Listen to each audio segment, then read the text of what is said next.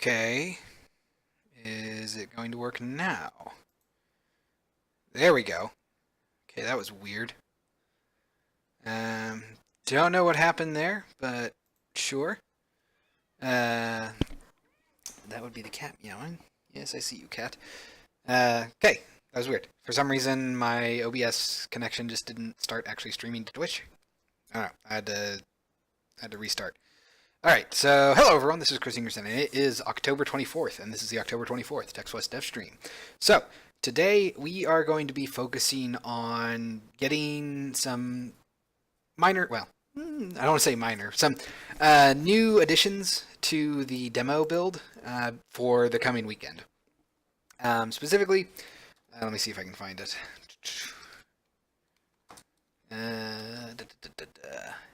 it is.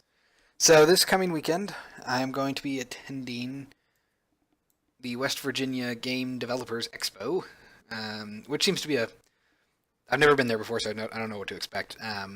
But from what I've been able to gather, it seems like a fairly small-ish gathering, and it was free, so I figured, you know what, they invited me, I should probably go out there. I have not been to West Virginia to show off the game, so seems like a good idea. So that's going to be going on this weekend, and I would like to have a new build with some new features in it. Specifically, I would like to add sound effects to as many interactions as I can, and I would also like to swap out the combat cutscenes from the original Cinema Director ones to the updated timeline cutscenes. Mostly so that I can have that system converted over to timeline. That way I no longer need to have Cinema Director in my build, which should cut down on my build size a little bit.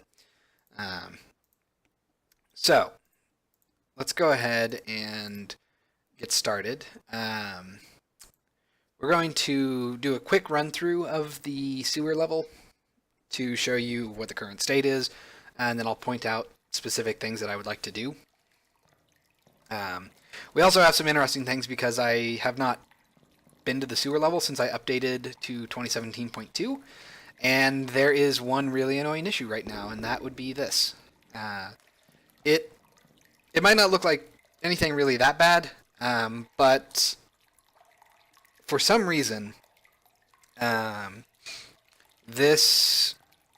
magic material is kind of washed out, and I don't really know why that is. It seems to just be, I'm guessing, how substance instantiation works in 2017.2, because it's not just the red. If we run over to the blue section, it will also appear a little bit washed out.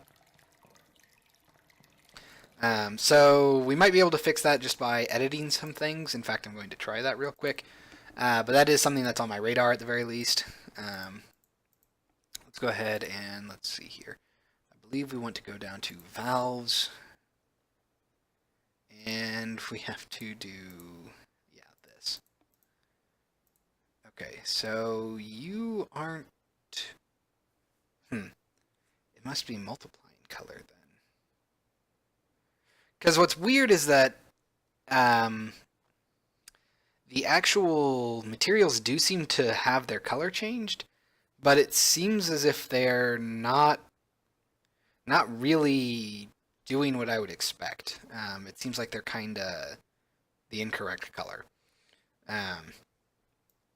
So I wouldn't think that lowering this would really affect anything, but it might.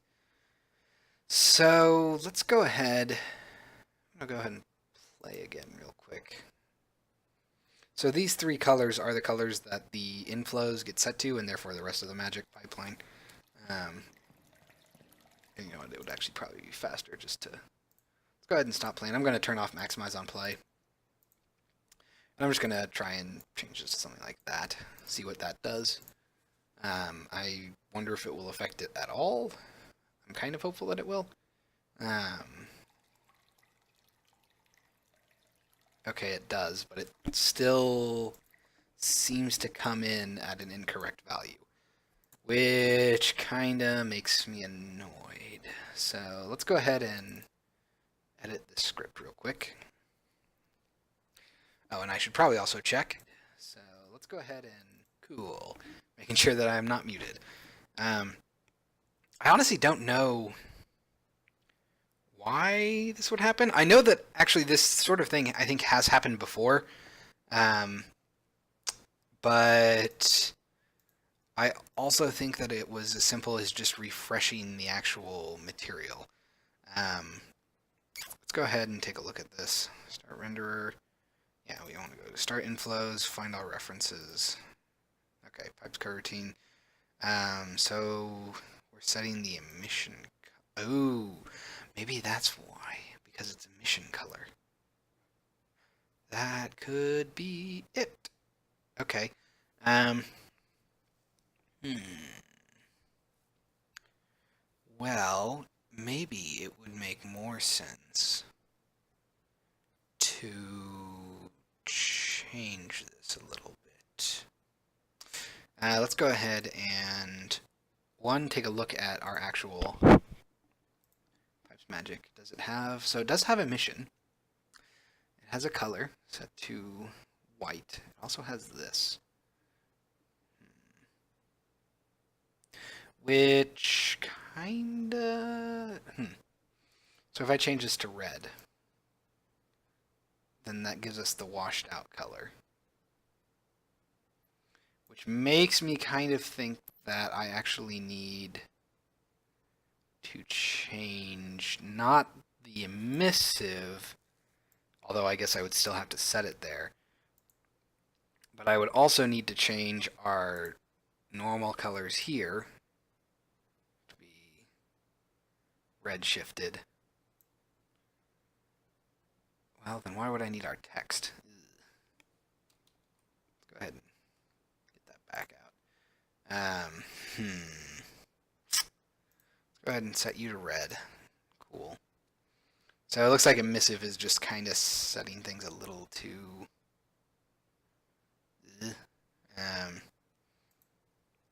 So how can I make you stand out a little bit more?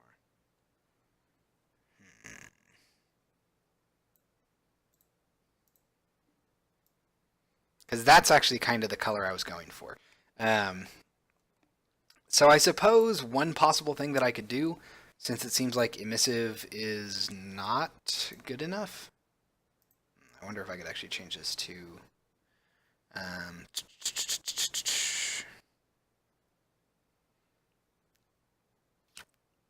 Okay.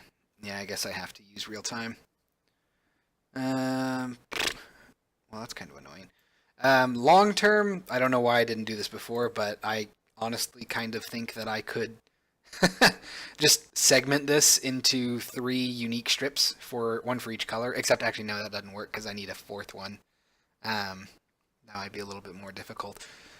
Because you can see that I'm kind of wasting a lot of the texture here. It's not really doing much. So I feel like I probably could get away with a simplified albedo. But yeah, you're problematic. So you need to set to white. And if we leave you at white and change everything else, does it look better? Not really. Well, it also doesn't look like crap.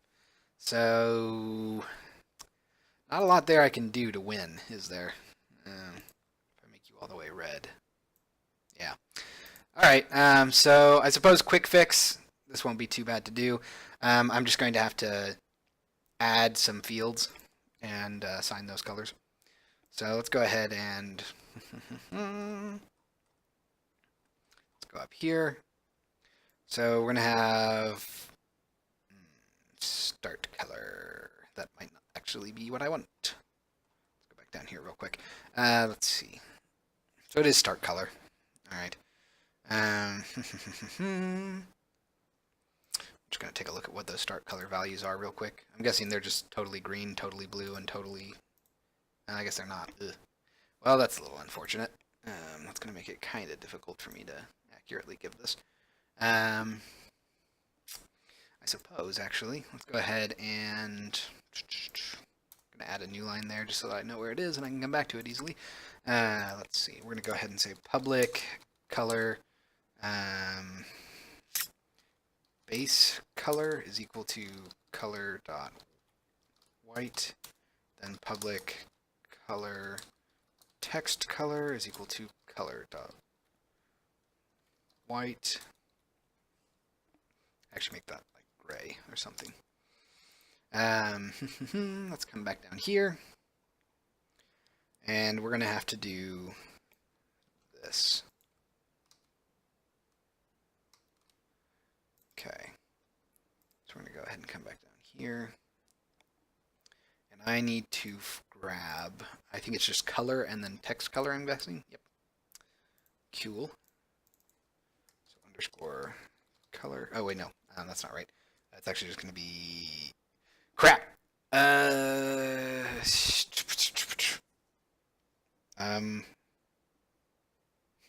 Oh boy. I think it might just be this. I might have to print out the keys. Debug.log, sr.cachedmat.get. There should be a keys. Yeah, there it is. Shader keywords, I think. Limited string. Let's go ahead and print that out real quick. We'll comment these out for now. But we can go ahead and save. Let that compile, which should pop up a couple of extra fields here to make my life a little bit easier. At least I hope it does. I'll be a little sad if it doesn't.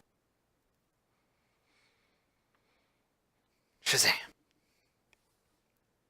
Abracadabra. Aha! There we go.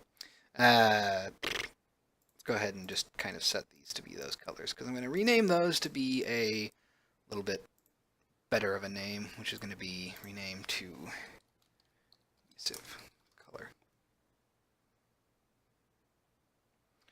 Yes, we'll call it that. That should work. Cool. That's a little bit, I think, more appropriate than start color. Start color is not quite evocative of what I would hope for.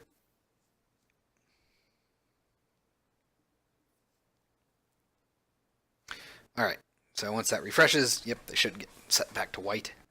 That's why I added the other fields, so that I could copy these back. Alright, let's see. From there, I'm going to want to, I guess, just play real quick so we can see those shader keywords. Because I think substances have a, if I remember correctly, they have a bit of an odd shader keyword thing.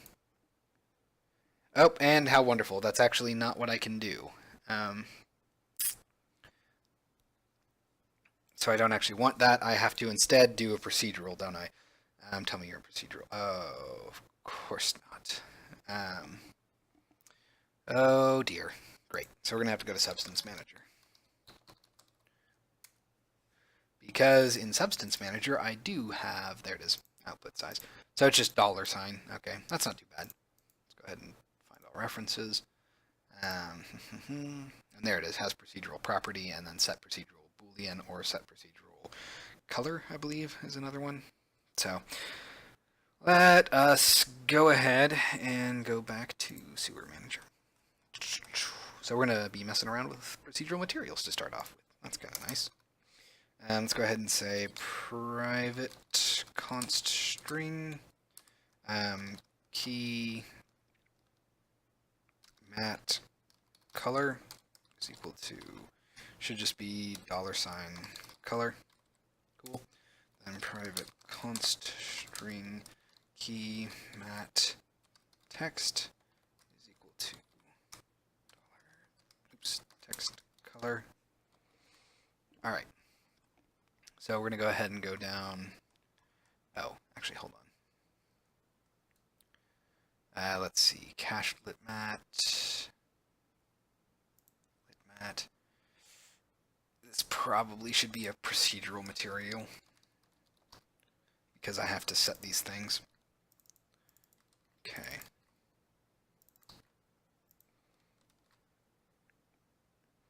Let's hope, yeah, okay, that I can copy it.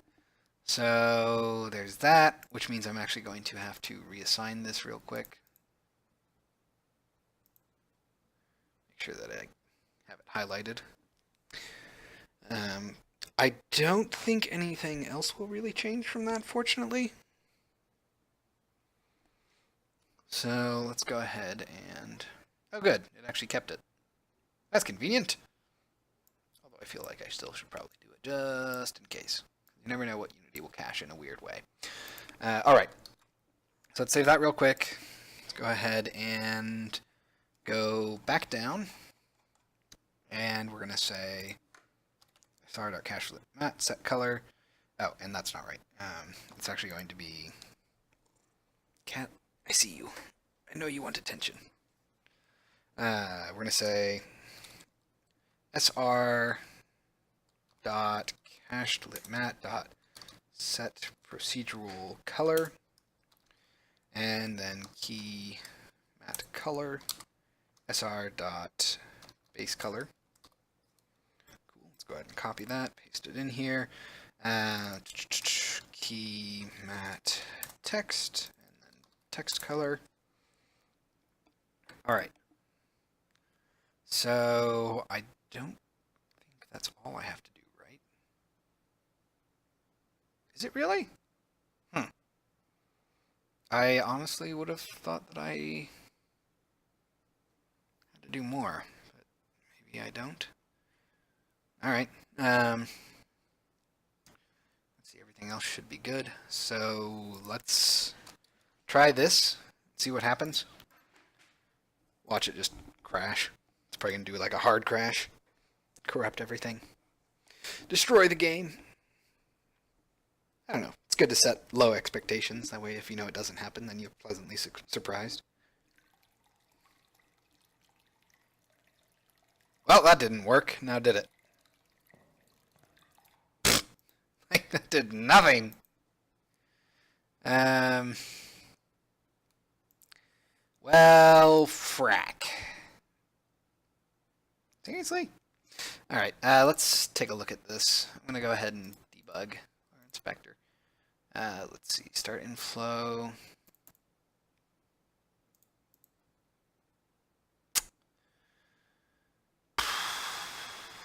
Yeah, our color definitely did not change.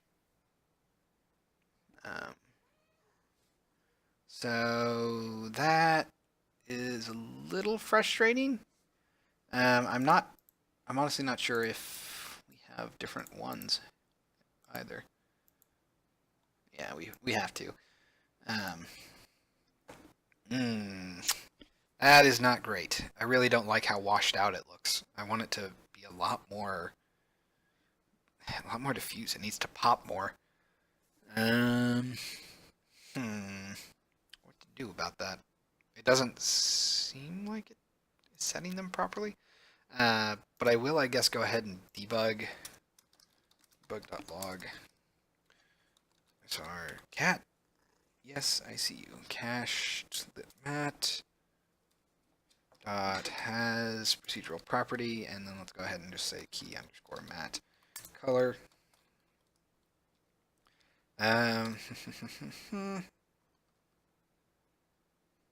Oh, you know what? I wonder if I have to do sr.cached.lit.mat. Is there like a set dirty or rebuild? Yeah, there might be a rebuild that I have to call. And that's a little. Some procedural color. Do I have any? I don't have any overrides for that. Well, this is kind of annoying. Has procedural property? Nope, nope, nope, nope, nope, nope.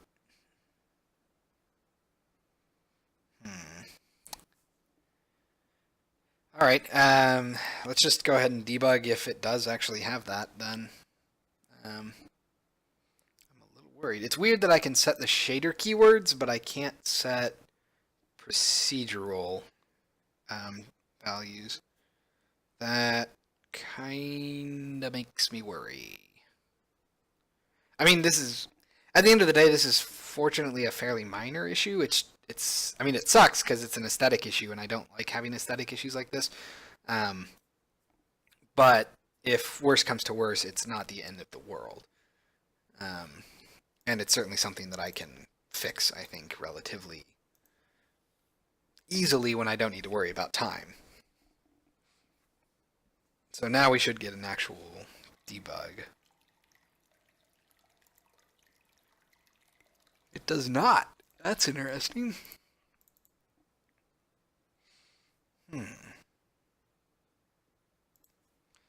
Okay. Um,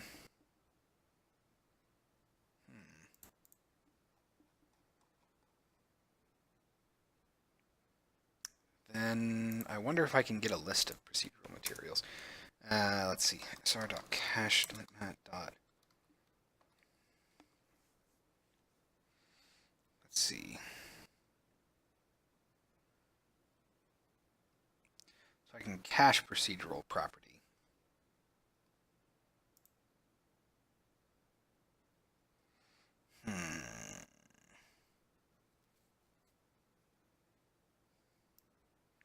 Let me go ahead and check something real quick. Let's go ahead and take a look at this online.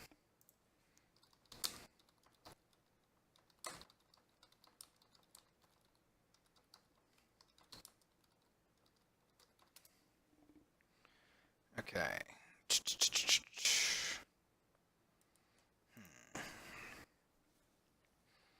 Unfortunately, it doesn't look like I have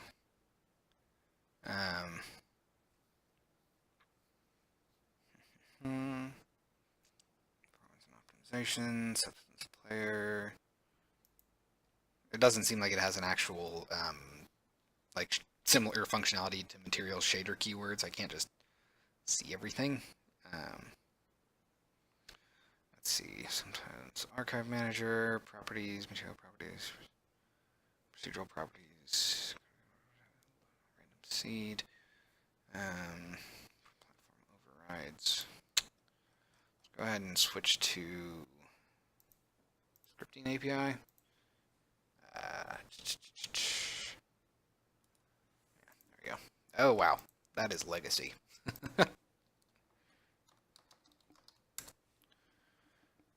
Let's see. Material, probably should have done procedural material. Yeah.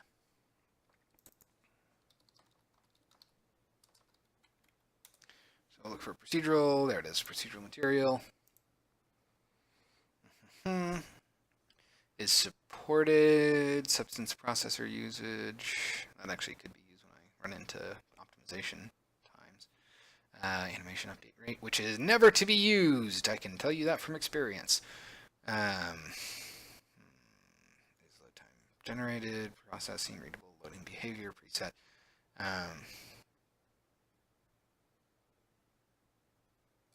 Preset. I wonder what that does actually. Okay. Oh, that's kind of cool. It's a string. I'm going to look at that. See if we can just debug that. Debug.log sr.cached.mat.preset. Let's go ahead and get rid of the shader keyword thing. So I wonder if that means that you can actually just like do a bunch of settings, export them as an XML blob, and then set them automatically like that. That would actually be pretty kick-ass. I don't know. Either way. Let's go ahead and hit play. All right. So we have. Let's take a look at this. Exported from Unity. So we have output size. Oh, okay, that's weird. So I guess certain ones have the $sign. The rest are just regular old things like that. Okay, sure. Why not? That's fine. Which probably actually means that I need to change my normal map one too, I'm guessing. I probably should double check that just to be sure. Yep, alright. So I need to change that. Alright. That's actually a pretty huge bug. Well, not a bug, oversight on my part. That means that all textures have been using OpenGL even on DirectX graphics cards, which means that my normals have actually been reversed on Windows for the longest time, I think. Still, though, this is actually pretty cool. So I can generate that stuff with XML, huh? That is interesting. That actually means that I could. Okay. Let's go ahead and play. See if this solves our little problem.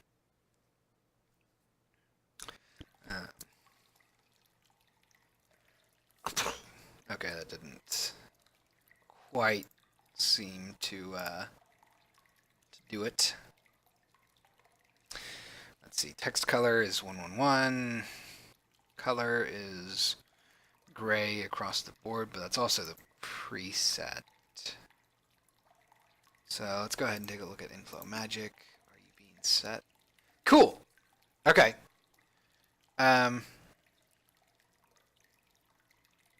Although,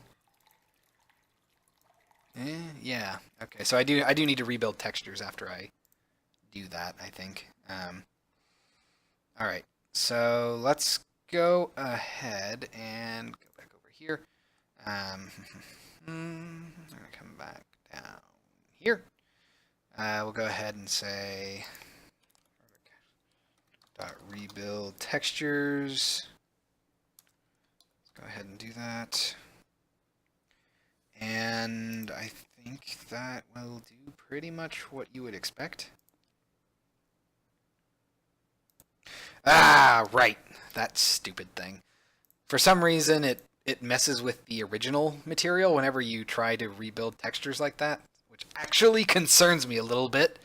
And that kind of makes me think that it's a bug inside of Unity, and if that's the case, once again, they fixed something that I needed, and then they broke another thing that I needed. So that's not ideal. Because, yeah, it means that I have to do, like, that. Oi. Let's go ahead and we're gonna see that. Let's go up to the sewers. Paste this in for all of these. And then we're actually going to slide this over in a weird way to somewhere like here. Maybe we have to go up a little bit higher for blue. Because our actual text needs to be the same color as that. But everything else needs to be darker for the most part.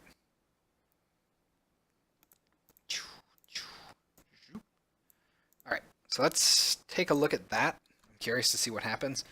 I'm also a little worried that they're basically going to fight with each other, and I won't actually be able to do this. Which does mean that I would have to use the... Yep, there it was. Unity! Why must you be the bane of my existence with substances? How wonderful. Yep. Jeez. Okay. Then, yeah, of course. I can't tell you how angry this makes me. Every single time they say they fix something, they break it. So basically, I can't do any of this. I just have to like do this. I have to just update the emissive and deal with it. That's all I get. That's all I can do. Because if I set the actual colors and I tell them to remake, then they're gonna be delightfully wrong. Great. Okay. Sure. Guess I'm filing another bug report with Unity tonight. Not that it matters. They're not gonna fix that. Not in time for this weekend. Great. Well, at the very least, we did get something cool out of it, which is that there's a way to get the presets for a substance file, and you can mess with them. And that's kind of cool. So, not all was lost at the very least. Just most things. my smile. So let's go ahead and... Oh, that won't even work. Great. So I have to just straight up do that. Yep. All right. So we'll leave that as is for now. Let's move on to the next thing. So I think the next thing that we're going to tackle is replacing the cutscenes in combat with the timeline equivalents. And these cutscenes have already been set out in timeline. God, it's so annoying because it's so faded and it doesn't look right. It's so desaturated. I'm sorry. I really don't like having desaturated colors like that. It drives me nuts. I really, really don't like it. I also really don't like that it doesn't have global illumination for some reason showing up over here. I feel like it should. Well, in any case, let's go ahead and hit our troll friend here.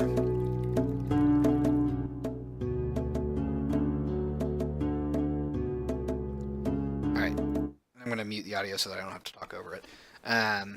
So currently, all of this combat, all of what you're seeing is driven with a third-party asset called Cinemachine, Cinema Director. And for a while, Cinema Director was a really, well, I mean, it still is a really nice tool. But since Timeline now exists, I want to port everything over to that because it's natively integrated into Unity. It's going to have, over time, just more and more support than anything else. So I would like to focus on it for cutscene or animation, complex animation development.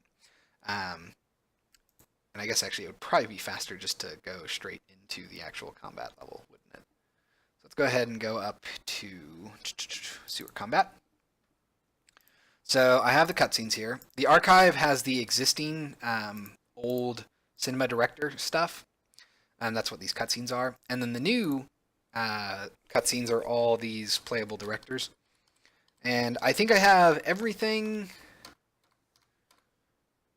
Every one of these cutscenes have been modeled out except for combat resolution victory staff, and that's because I want all combat cutscenes to basically reflect what you have equipped, and I just haven't taken the time to actually do a custom one for the staff yet. As of right now, the staff is the only weapon that you can equip in the intro or in the demo, and the goat kind of already fits its purpose, but not that it matters, because when you put on the goat mask in combat, it just makes the troll run away. But if we wanted to, we can go ahead and let's go to, not Cinemachine, window, timeline, which is, there it is. So this is our fade in. You can see that we have our camera movement. Let's go ahead and turn off preview. Kind of puts me in the wrong spot now, doesn't it? Not terribly, though. Next is, let's see. The most likely thing that you're going to see is Combat Skirmish next. This is where you're charging towards each other. And then... Alright. It's all the same cutscenes, basically, with only minor changes to them. Although I'm willing to bet once I see them in motion, I'll have to tweak them a lot again, just to get it to feel right. But we can go ahead and open up our combat stuff. Let's see, here's our cutscenes. Let's go ahead and open up DQ Combat. So this should not take an insane amount of porting. More, it's just going to be kind of weird. So let's go ahead and do final references. So show declaration.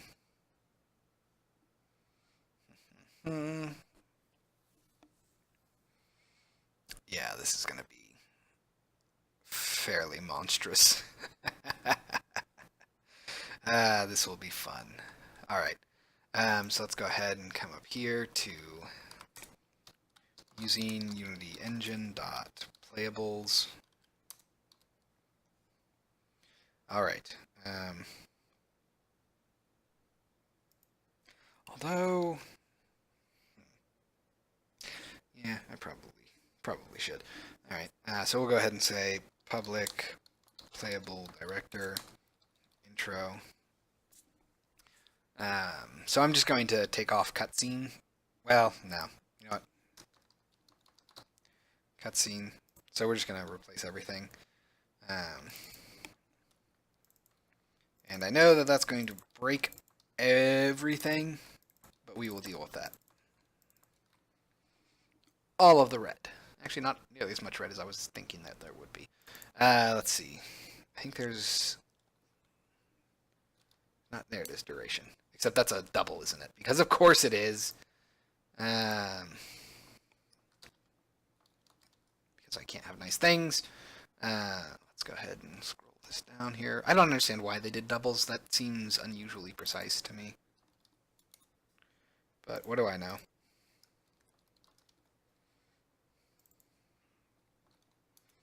Duration.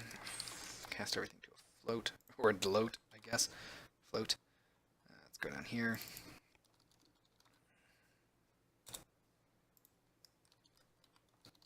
Float. I guess I can probably just copy this, honestly.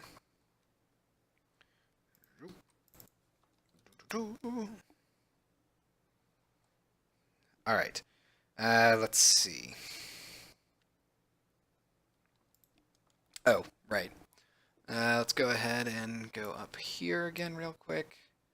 We're going to need this as a playable director anywhere where a cutscene is being used. Let's see, combat view. Huh, really?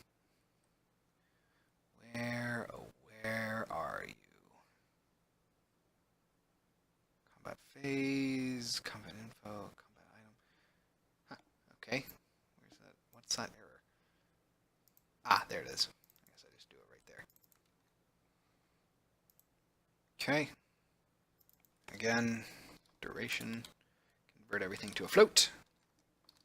Alright, let's get down here. Right. And this is where... yeah, this is where things get messy. Because timeline doesn't have callbacks for when it's finished. No. Instead, when I call play, I need to make sure that I have a callback that gets passed. So we're going to leave this red for now, and then we're going to try to basically get this to function. So let's find wherever intro cutscene is done. Okay. So we're going to have to instead do global.get timeline manager dot play. Okay.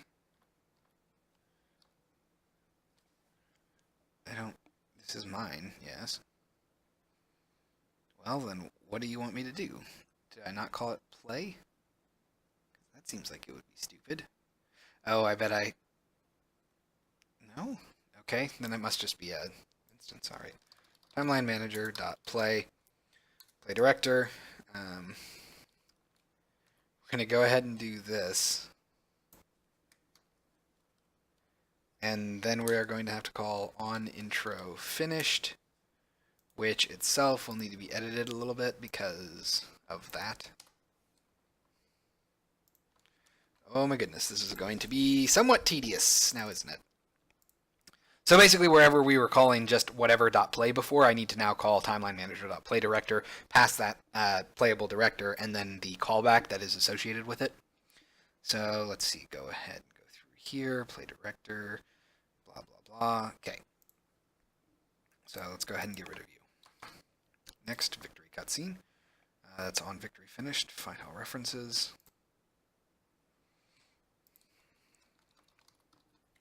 Oops. Timeline manager dot play director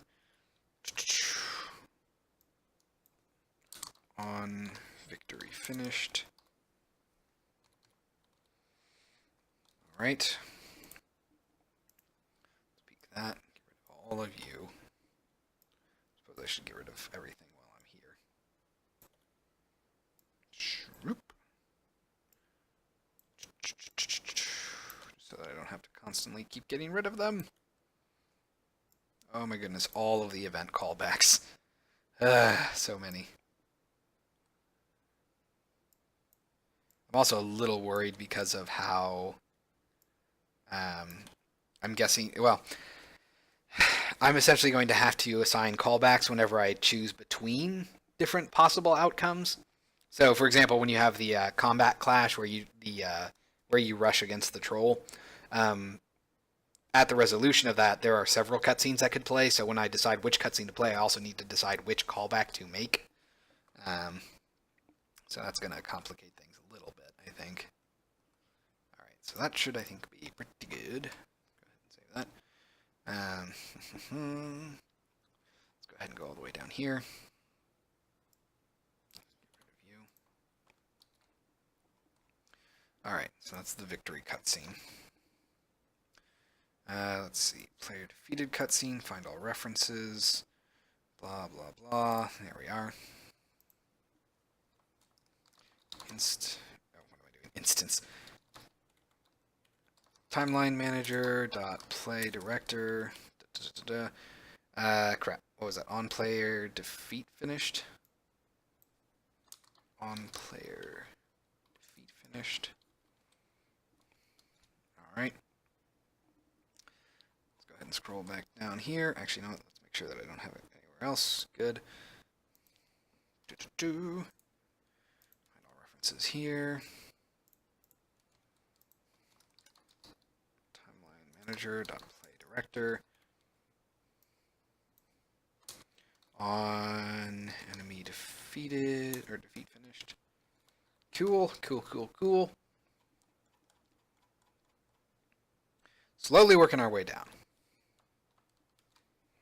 Nobody said this would be fast. Actually, this was kind of the slowest thing I was thinking of doing today. I was actually planning on starting with audio, except I kind of ran out. Oh, look, I do have a callback that I can assign. Ha ha ha! How nice. I'm already doing that. Ah, that fills me with happiness, I think.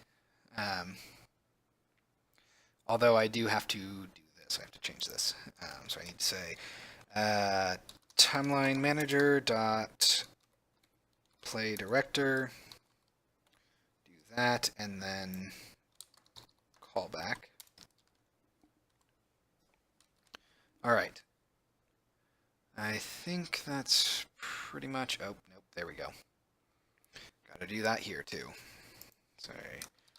Timeline manager dot play director callback. Cool. I think that will be doing pretty good. Let's go ahead and see where item cutscene is used. Okay, so it's not actually set up there. That's oh crap. That's not good. What are you doing? Wait, why would I... yeah, that's not... crap, that's not good. I might have to actually take a look at that callback delegate that I create and make it a little bit more... a little bit more robust. Yep. How wonderful. Oh my god! Yeah, this is not looking good. Let's see. Jeez, that is not great. Yeah, so these delegates are going to get way more complicated than I would have liked. But I suppose... well, actually, no, that's not really that bad.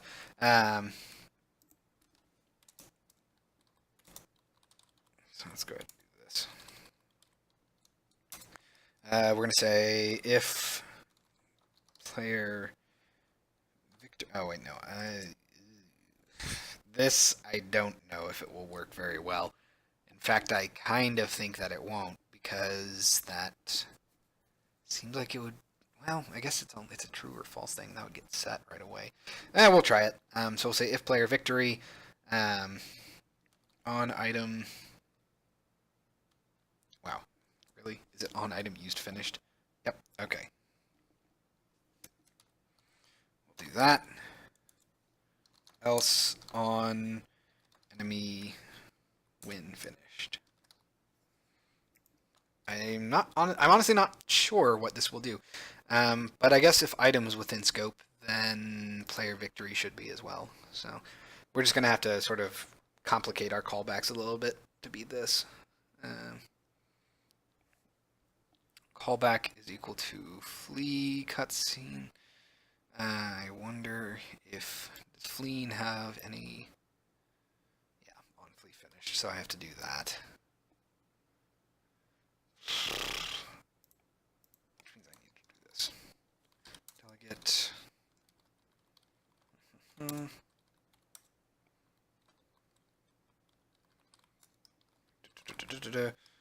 Flee. And I guess on flee finished. Do that. All right. So we're going to say delegate. Oops, doing this out of order. Select action. Okay, we're good there. Semicolon, and then if player victory.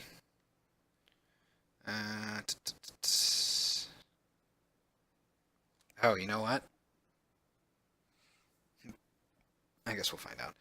If player victory on player win finished, else on enemy win finished. Let's see if that works. That seems like I made a mess of things. I'm a little worried. Let's go ahead and do this. Flee cutscene. I'm guessing this is going to be similar to item cutscene. Oh, it is not. Oh, right, because you... Well, no, that's not great. Crap. Okay, so I needlessly complicated you. Aren't you just so much fun? Let's go ahead and go back down here. So this one actually can just stay flee. And instead, I need to just go to flee and say this. Play timeline manager play director flee cutscene, and then on flee finished. Oops, yeah, there we go. Which I'm guessing is just going to be flee combat. Yep, hooray! All right, let's go ahead and go back down here. So that's our flee cutscene. We're not using it anywhere else. Nope, we should be good. Cool. All right, special cutscene. Find all references. Hey, here we go again. Timeline. Play director. Comma. And on special finished, I'm guessing is just all that is. Yep. Cool. Okay, so that one's easy. Go ahead and comment you out. All right. Find all references. This one we might have already taken care of. Yes. Go ahead and do select action. Is that all correct? Yep, it is. All right. Okay. Let's peak definition. Yeah, we should be good. Okay. We might have to move select action below these. I don't think we need to do that, but we'll find out. Okay, so I think that just means that I can comment these last two out. I guess I should check to make sure that I'm not crazy. Yeah, should be good. Right?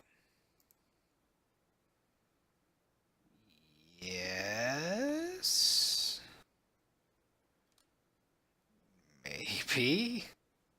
Oh dear, this is a little worrying. Ooh, dear, oh dear, oh dear. Battle end cutscene if player victory. Yeah, that might not do what I want. Yeah, okay. Let me see. What do you do? On enemy when finished. Go to definition. Okay, so I probably need to. Yeah. All right. So I think that means I need to actually go up here and I need to say, where are you? Where are you? Here you are. Is equal to delegate. Got some stuffs I need to do. If I could actually properly do this. All right. Go ahead and set this up real quick. So we have select action, then on enemy when finished, I believe is what we're going to have to call there. Okay. I think that is everything I needed to do. So let's go ahead and try to assign these references and then hopefully actually get everything functioning. So if this actually does work, hopefully within the next hour, that'll actually be amazing because it means that I can strip out Cinema Director, and that is a huge boon because Cinema Director, I mean, it's not massive, it's not like Pro Builder, but it is, I think, fairly sizable, and it has been a bit of a headache to maintain it as I update through all the Unity versions. Okay, so there's enemy defeated. Oh, I'm guessing special is enemy flee. Oh, jeez. Player victory. Defeat. Fleeing. Combat skirmish. Victory. Defeat. Use item. Okay. So let's go ahead, save this, and then we're going to go back to the sewers and get into this fight, and then we'll see what breaks. Because I get the feeling it's going to be pretty noticeable. Let's go ahead and go to our spawn points. Are you by the troll? Good, you are. Hooray! So I don't need to run through the entire sewers. I can just spawn right there.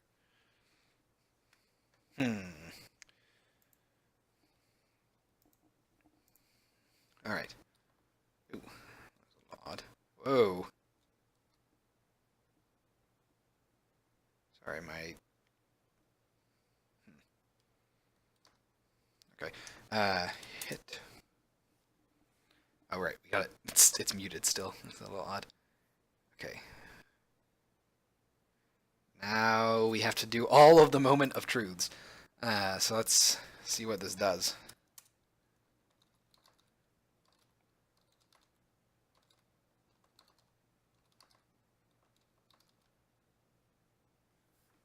Ooh. Yeah, things are a little sluggish. Oh. Wow, what was that?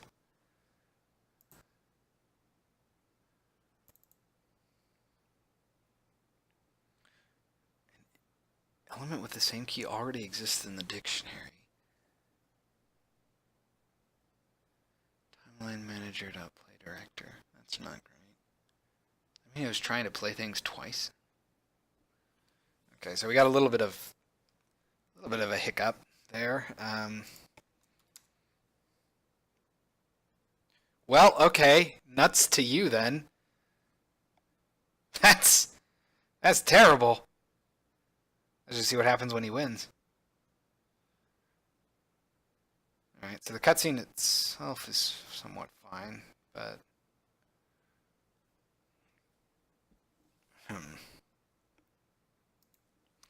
Let's see what this is doing wrong. Timeline Manager 64.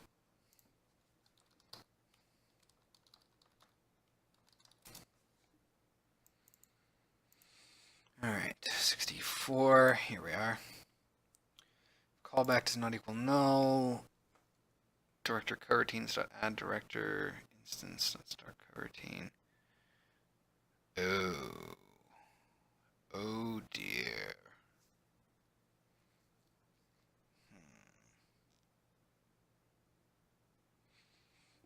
This could potentially be problematic.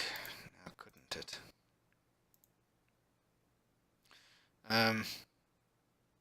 Yes, because I don't actually.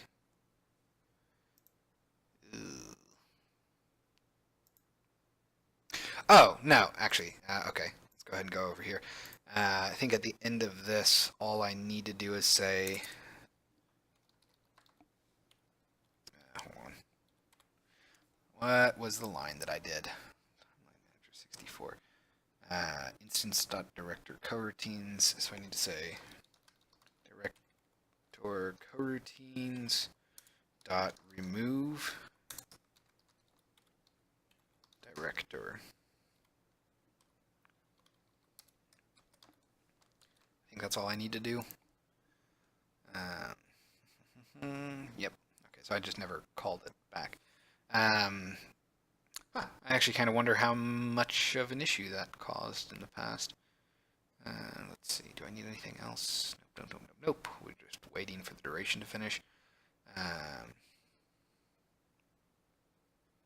Probably should have a safety check in here. And just say something like if director dot, oh, not direction. Director dot, what is it? State. Play state dot. Are you serious? Okay, fine. I guess we don't have a stopped state. We just have a play or paused state. Hello, shield generator. Welcome back. How you doing tonight?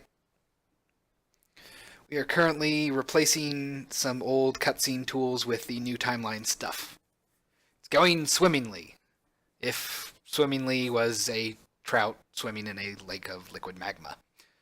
So, you know, that mixed metaphor seems to make sense. It seems to work for this particular situation. Doing all right, getting ready to stream myself. Cool, cool. Did you fix the physics or the colliders issue you were having on Sunday? Is that right? Or was that yesterday? It was yesterday. Sorry, my late nights have blended together. Slowly but surely, right? I suppose that's true. I guess a trout swimming in magma would swim slowly but surely. And provided it somehow didn't die, it would eventually get to where it needed to go, I'm sure. Alright, so let's take a look at this.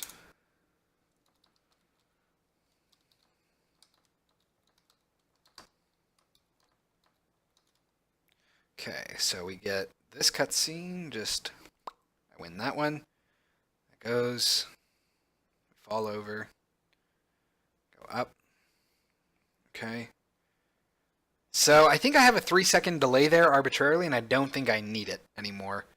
Let's go ahead and battle. What the heck? It stopped.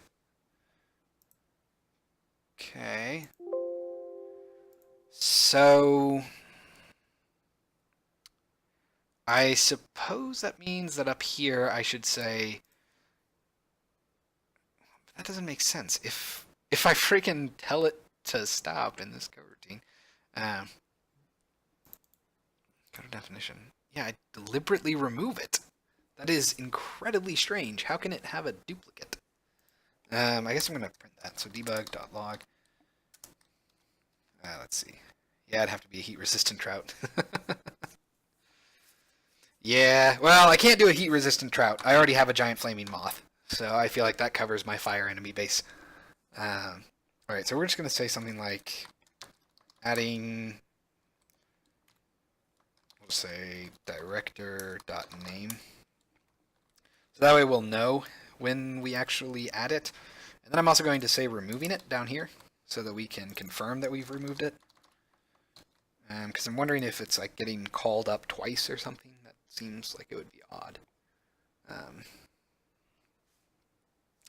All right. So this is the fun part of converting your system from one cutscene type tool to another. Fortunately, I did hold off for like the year and a half that they were developing timeline, so I don't really have that many cutscene tools that need to be ported over. It's just pretty much the first two levels. Go ahead and say hit again. All right. Good luck on your stream. Thanks for stopping by, though. Let's go ahead and say battle. So we're going to do punch, kick, punch, attack, stomp, attack. We'll just leave that at that. Okay, so that's that one.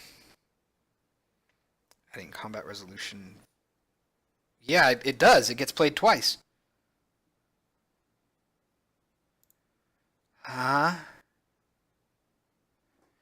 Wow, it... Huh.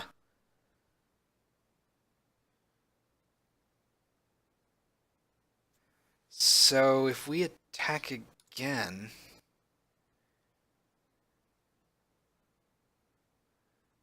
What is going on here?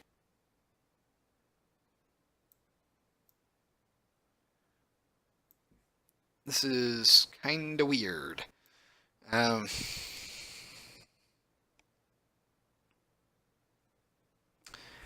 Okay. This is really weird. So it seems like combat resolution victory got added twice. I'm not entirely sure why that happened. That is particularly odd. But I guess that means that I'm doing that twice. So let's go ahead and let's see, on combat victory or on player win finish is probably what we're looking for. Well, actually, no, we're probably looking for a combat player win cutscene. So there's that one, and then okay, that's not it. Combat player win cutscene. You know what? I suppose we can just stack trace this, can't we? They're at two different spots, 676 and 699. What's that? DQ combat, yep. So 676. 699. Oh. Huh. That's odd.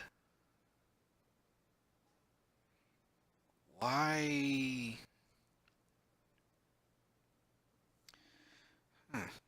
That... I guess maybe I just never noticed it because it was doing it twice before. That does mean that I don't need this here. I don't think.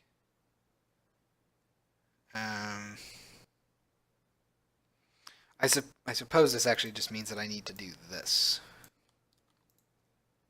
I'm just going to go ahead and comment this out for now. We're just going to say if battle cutscene or battle in cutscene is equal to null. Okay. Let's try that. Although, admittedly, I am a little worried that perhaps my play functionality on the actual individual directors needs to be changed a little bit. Because maybe the reason they're not playing is because they're at the end of their duration. Maybe I actually have to reset them. Oh, God, I really hope that's not the case. But I wouldn't be surprised. Let's go ahead and clear that out. Let's try this. And then, of course, before we can call this a success, I am going to have to actually grab the goat mask and get the staff and all that and test that. Make sure that all of those cutscenes work. Let's do stomp, kick, hit, crush, stomp. Okay, I should be good. So, okay. We're good there. Good there. Yeah, we definitely need to remove that like 3-second arbitrary lag. Maybe that's just part of the actual combat resolution victory cutscene. Alright, we'll have to take a look at that. Okay, so very annoying. Then yes. It's weird. It didn't play them. Which means it's not being done. Right. Hold on. It's because I'm doing that incorrectly, isn't it? Or aren't I? Let's see. So I need skirmish, combat's cutscene. References. There it is. Yep. Do I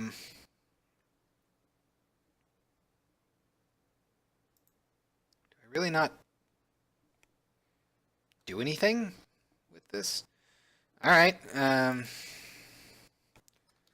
Timeline manager play director. Let's just do that. Let that go, I guess.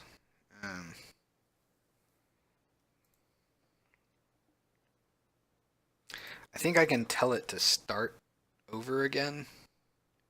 Yeah, if I do something like that. That should work, because it should basically force it to start at the start. But we'll find out. It's kind of weird that I would have to do that. I guess once we get that working, that means I'll have to test winning twice in a row, because maybe that means that I actually need to force all of them to always start at 0. That actually, hold on, no. I'm willing to bet that that's already what this does. No. It apparently doesn't. Well, look at that. Look at me being the fool.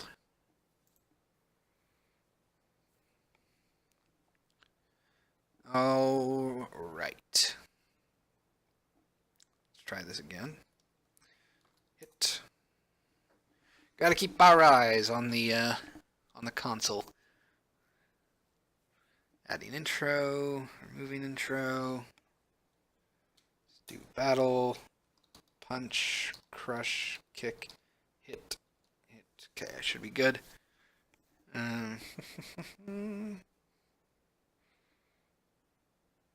Okay.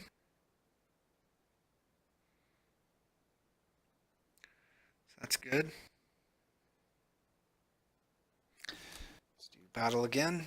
Oh, this time it worked. Why?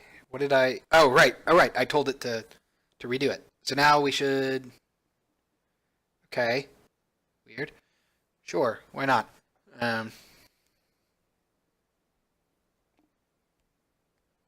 All right. Well, let's lose twice. See what happens.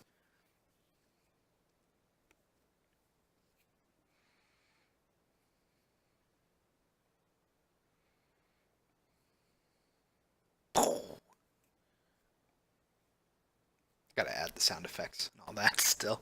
Actually, I think there are sound effects, but we've muted it because I hate talking over the music. Let's go ahead and do battle again. See what happens when I lose again.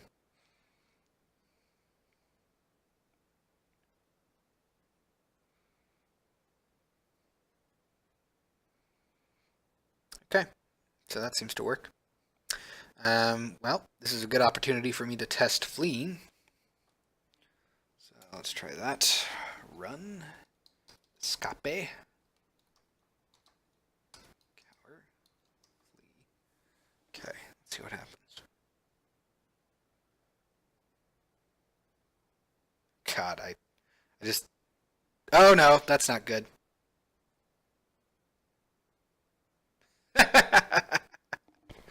Okay. So it almost worked. Let's go ahead and go up to the flee stuff. Flee. Let's go all the way up here. Let's see, flee cutscene. Find all references. On flee finished. Which does not call flee itself, right? No, good. Let's see, battle end cutscene is equal to flee cutscene. Callback is equal to flee, which itself does call flee. Okay. Then, yeah, I think I can just do on flee finished here. Oh. Okay.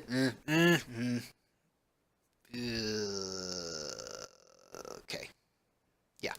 Yeah. Yeah.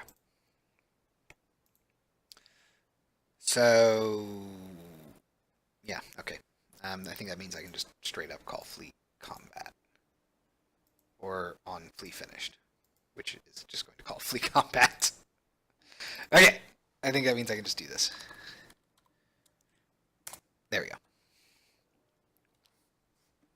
Let's go ahead and let that compile. And before we do anything else, I am going to go ahead and take a look at our player victory cutscene, because it seems like it's going on way longer than it should. Let's go ahead and do that. Sewer combat. Let's go to cutscenes. We want combat resolution victory. Let's go to our timeline. Let's see. Go ahead. If I turn off preview. Oh, good, you do snap. Hooray. That's so nice. So you're... Oh, wow, it did not like that.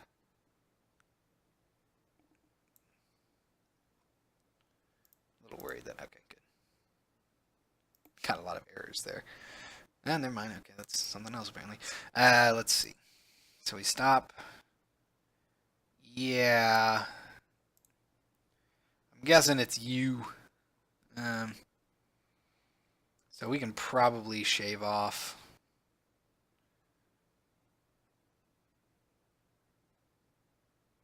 I don't know. Half a second there, I think.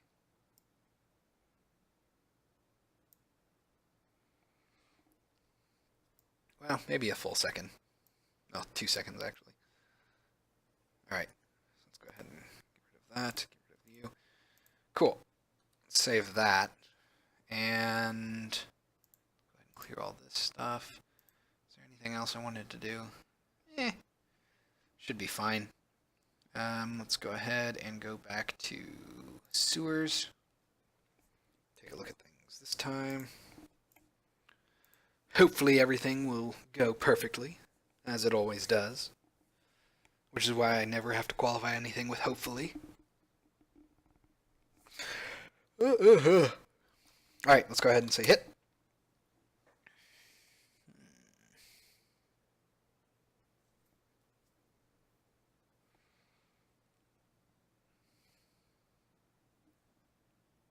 Alright, let's go ahead and do...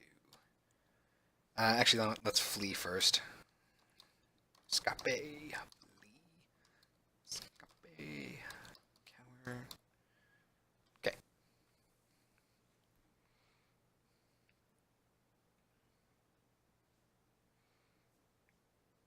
Cool. There we go. Let's now try our other cutscenes. So hit. I am also just going to... Oh, wow. Okay. Right, I forgot. Doesn't run in the background. Just go ahead and lower this down to like 25. Okay. Because it's so quiet otherwise. Let's go ahead and fight. I'm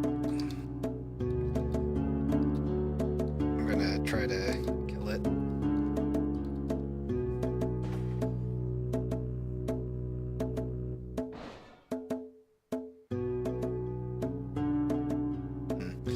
Yeah, pacing seems a little bit off for some of these cutscenes. They'll need to be tweaked. Let's see. Let's battle again.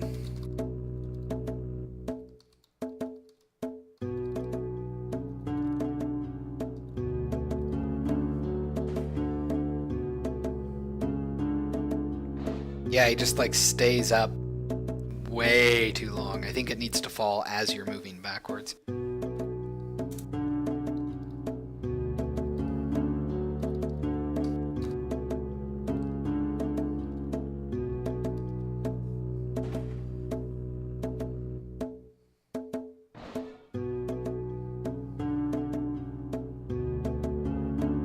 Oh, shite. Yeah, that's also something that can't happen. And our troll doesn't go away. Okay. So, yeah, a couple of things. Let's see. Flee, player victory. So on player win finished, let's go ahead and go to this. If enemy HP is less than or equal to 0, float duration, blah, blah, blah, blah, blah, show declaration. I'm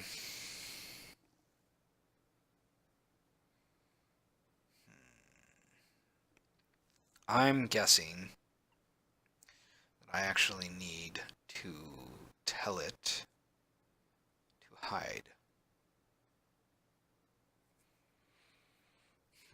Hold on.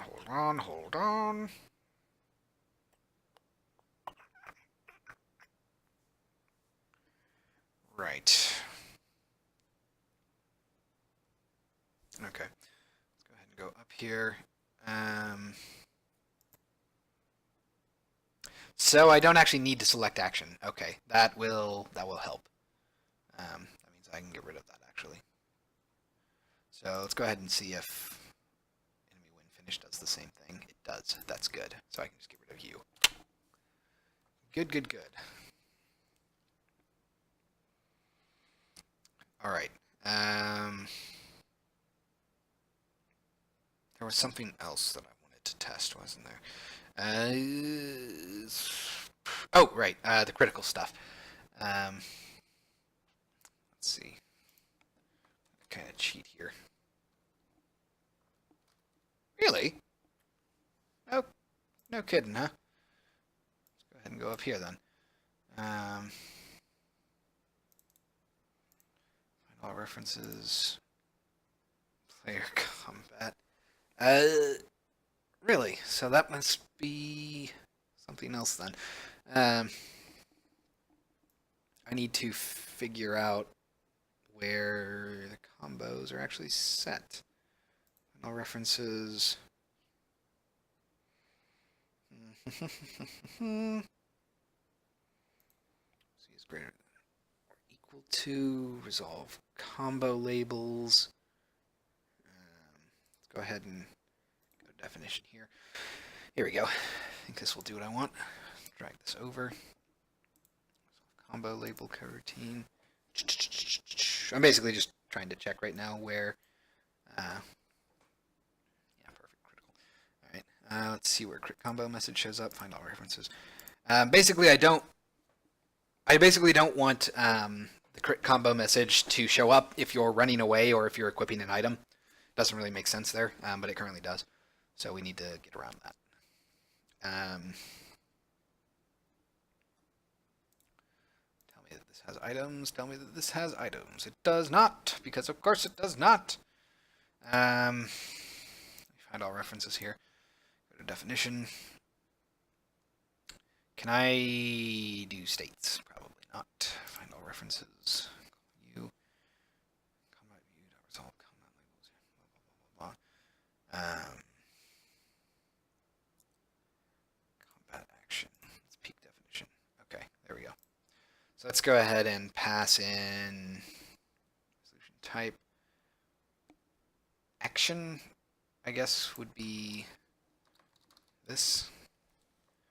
So combat action, which I'm hoping is its own thing. Good, it is. Let's go ahead and go to definition.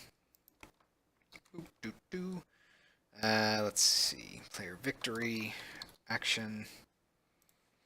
Let's go to definition here. Cool. And here we're just going to say if player victory and action is equal to combat action dot battle. Then we'll do crits. And yes, I think that will do what I want. Pretty sure. I guess it wouldn't hurt to have perfect be shown whenever you actually do get a perfect, even when it's for combos. Such. Uh-oh. Uh-oh, did I forget to save? I forgot to save one. There we go.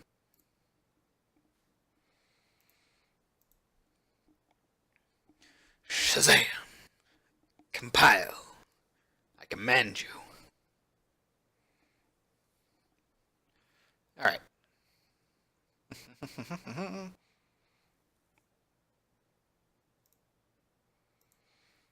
Alright, let's give this a shot now. I'm also going to see how long that delay after a victory in a combat skirmish feels. Let's hit.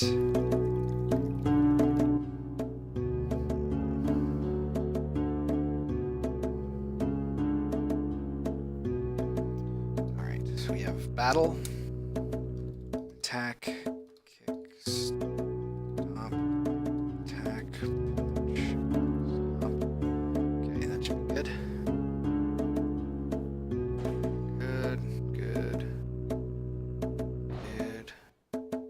God, yeah, I gotta shave off like a couple of seconds there. Yeah, that's much better. But yeah, I definitely gotta shave off like 2 seconds in the middle of the troll. He really should fall as soon as you start moving away. All right, let's check. Actually, let's go ahead and kill the troll real quick. So stomp, punch, stomp, punch, hit, crush, stomp, hit. Yeah, like you should start falling there. Fortunately, it's actually pretty easy to edit keys in Timeline, so we might actually do that real quick after this. Go ahead and punch, attack, stomp.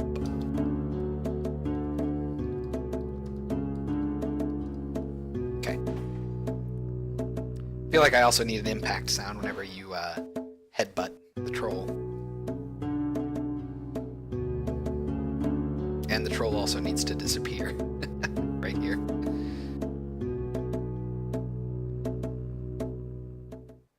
So everything else seems to work there, but it definitely needs to disappear while the smoke is up. I'm not entirely sure why it doesn't. It totally should. Alright, so let's go ahead and real quick, I'm gonna go to sewer combat. I wanna edit that scene real quick. So let's see, we're gonna use resolution victory. So right about, oh, there we go. Hold on, there we go. So you can probably scroll in a little bit more. Try to get as much horizontal space as possible. So this is our cutscene. So right about there, when the player stands up, the troll should start falling, I think. So let's go ahead and take a look at our troll here. So we stay up there. Yeah, so let's just basically start dragging everything. At about, so when he stands up, so right about, we'll put it at 50 because I like to work in increments. Ah, dang it! Always happens!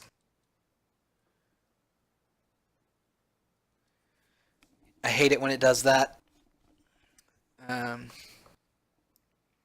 So yeah, sometimes you have to do multiple takes, otherwise Unity will just be stupid. You've also got to be really careful, otherwise it's super easy to just override your changes. Alright, so now this is what we would actually be doing. There we go. All right, and that is not all we needed to do because all that really did was, oops, let's move this up. We need to change our particles so that they line up more correctly now. Let's see, so that's our dust, which now needs to be at 150. And our audio also needs to be there. So actually, that shortens our cutscene by quite a bit. Should help with general flow. Let's go ahead and save that. And actually, while we're here, let's go ahead and go into Troll Skirmish. Let's see, position X or Z. I do not recall, actually. So it's, I think, Z, but we'll find out. I'm a little concerned because I think, let's see, combat skirmish. I think the acceleration happens too quickly. I thought that it would be good to have fast acceleration there at the start, but I think it would actually be better to have an easing in and out. So let's go ahead and do, let's see, it's not Y, it's got to be X. Let's go ahead and do flat like that. So now you'll see that we start slow, move in a little bit faster, and then slow down again. So we're going to have to do something similar for the troll. Position X, Y, or Z. Okay. Not really going to give me anything, are you?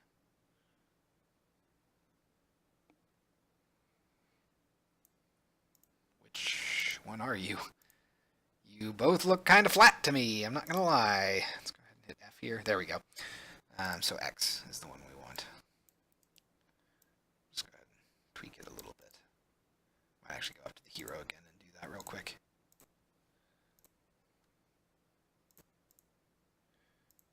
Alright, let's hit F here. Let's grab you. So, just a little bit. Not... It is super easy to do that, and it frustrates me to no end when it happens. It is very easy to accidentally grab and start moving something as opposed to just merely clicking off and trying to do that. Alright, so let's go ahead and leave that as is. Let's go back to the sewers level. Let's try this again. So this time I'm going to beat the troll once, and then I'm going to let it kill me. Because we know that the... Oh, wait. Dang it. I forgot. Well, that's fine. That won't change that particular plan. I forgot to make sure that the troll actually is supposed to vanish when he dies. Alright.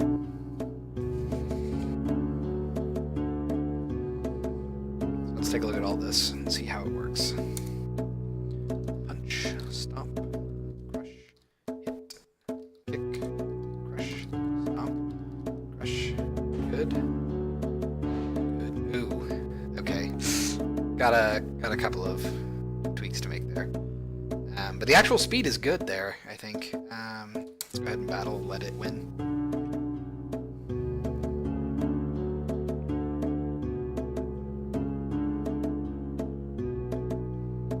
Yeah, I aligned the dust particle and sound start to kind of incorrect places.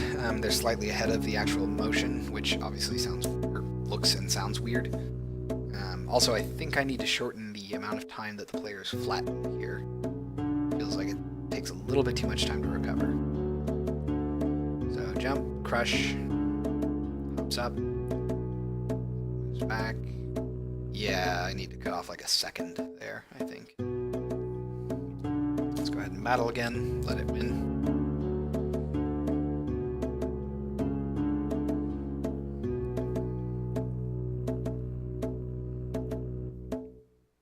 Crush. Alright. Yeah, just... interesting.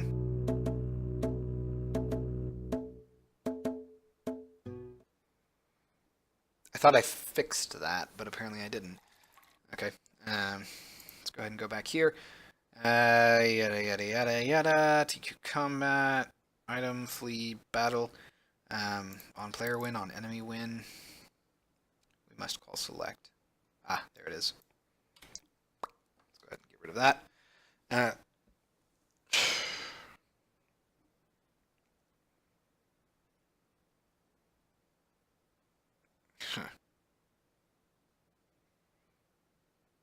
Which actually just means that I can do this. I don't need to do anonymous delegates.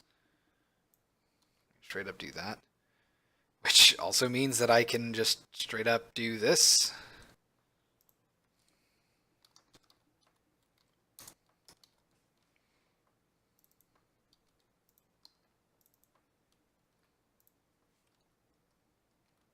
Hold on.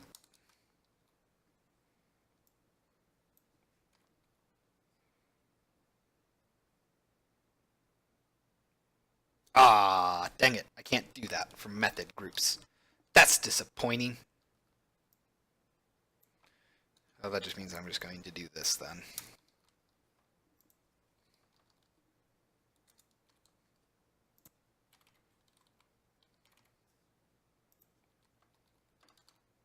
Although, honestly, I don't know how much of this is actually necessary here because, well, if it's not the player's victory, I'm just going to assign it anyway. Which seems odd. Don't really know why I would do that, but whatever. Let's go ahead and let that go. We'll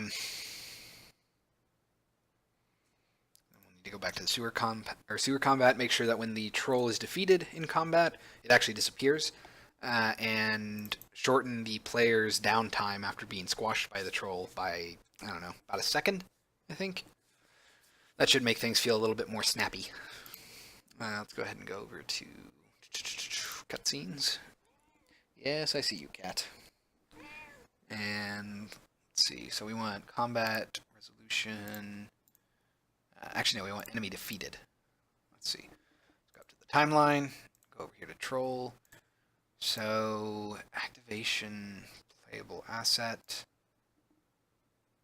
Post playback state should set it to be inactive. Maybe I need to set this to be, well, it's already set to hold. Hooray! Well, that certainly doesn't help me now, does it? Well, crap. That kind of makes me worried that maybe... hold on. So maybe I should do something like right about here. Let's shorten this to like that. Maybe it was just getting cut off before it could actually deactivate it. Seems like a possibility. I don't know. Let's go ahead and set our time to 3 seconds, though. So that should hopefully solve that problem. Let's go ahead and save this. Let's go ahead and jump over to Control Combat Resolution Victory. We're going to go to Particles and Audio. I need to move these back just a little bit, if you remember. So let's see. Yeah, I was. The problem is I was matching them up to here, but they actually need to be matched up to 180. Let's go ahead and bounce that up a little bit. Bounce you up a little bit. Cool. So that should make our cutscenes audio line up correctly now. Let's go ahead and save that. And the last one is, let's see, Resolution Defeat. Go over here to the hero. So you can see that we get squished by the troll. Look at our particle effects. Wait for it to do its backflip. And then right about where it lands. Wow, this is a super long delay. Alright. Let's go ahead and just shift everything forward by about 1 second. God, yeah. No, like 2 seconds, actually. This is going to be terrible. I already know it. Need to make sure that I don't go up or down. There we go. Alright. So that also shortens our cutscene time totally. Okay. Let's go ahead and let that go. Hit save. Let's try that now. So that should have resolved the issue with losing pulling up the action select, which we don't need it to happen, obviously. Player downtime after being squashed by the troll should be less ridiculous now. Should feel a little bit faster. Let's go ahead and say hit. Go ahead and launch our console in case anything goes wrong. All right, so let's run the full gamut. So we're gonna say crush, tech, hit, kick. Okay, we'll let that go. Should be good.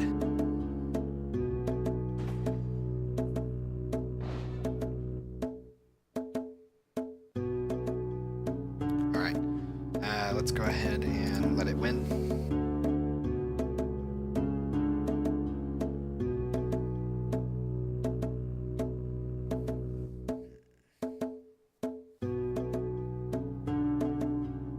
Oh, interesting. There's no audio playing there. Okay. That... I think I'm gonna have to actually watch that again. The audio made me focus on that instead of the visuals. So... jump, squash, backflip, move back, hop up, move back. Alright, that works pretty well. Let's go ahead and kill this.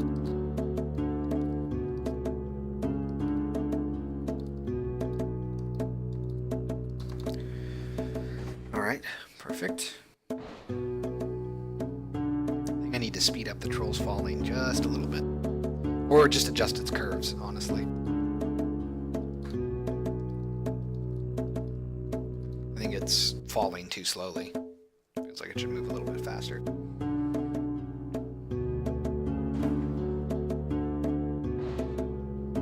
Yeah, it feels too linear.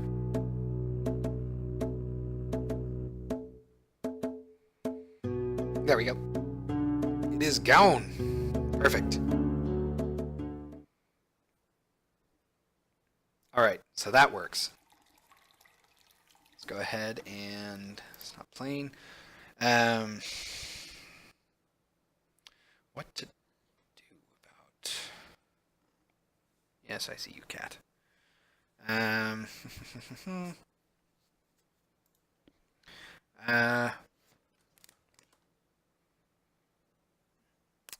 I suppose I'm going to go ahead and real quick test the staff and the mask.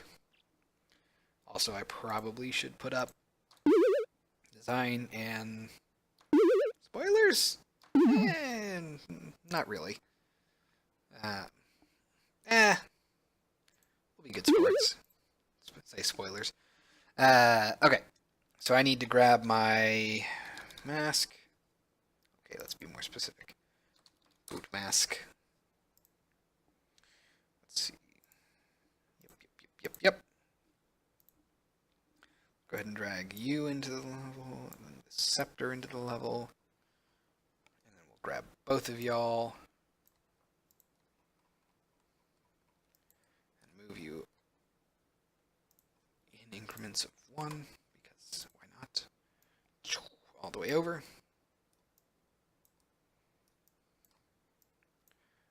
Over here, F. Move you all down. Oop, cannot see. Not very well, anyway. Move you forward a little bit. Let's just move our scepter off to the left a little. Well, one off to the left, I think we'll be fine. Cool. Let's go ahead and test this out.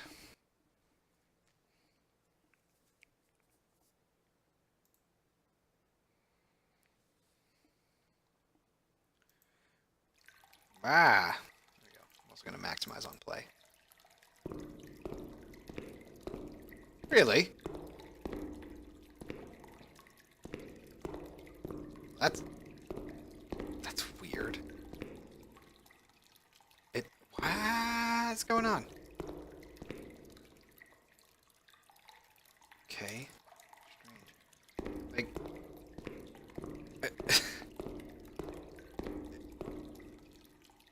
That's weird, right? Like, it's not even registering that it's too far away. It's like there's some other collider. See if I can actually get away. Yeah, not close enough there. But what is going on here? Hold on. Does its like back not have... Oh, come on. You know that's not what I wanted to click on. Is its back not set to be interactive? That's so weird. It's... Huh. Actually, that's not even its back. That's its front. And it just doesn't want to, huh? Weird. You can see, like, really close to it, but something else has to be in the way here. Something else has to be in the way here. I don't know what, but something is. Oh! Haha! I gotcha! I know what it is. Okay. Let's fix that real quick. That's fair. That's fair. That's fair. It was this. Oh, wait, no, it's not that. Sorry. It's here. This needs to be set to ignore raycast. That was my fault. So does this. These all need to be set to ignore raycasts. Because if they're not ignoring raycasts, then they will block detection like that. That's why it was off. I love it when I do stupid stuff like that. It's quite silly. There we go. So take. Alright, so let's hit. So we're going to try to equip. Oh, this is going to be kind of terrible, isn't it? First off, let's equip the staff.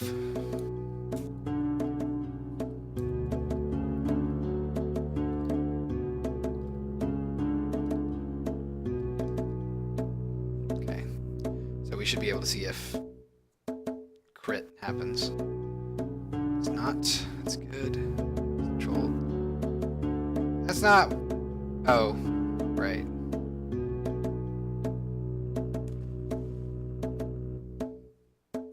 I feel like those should happen at the same time.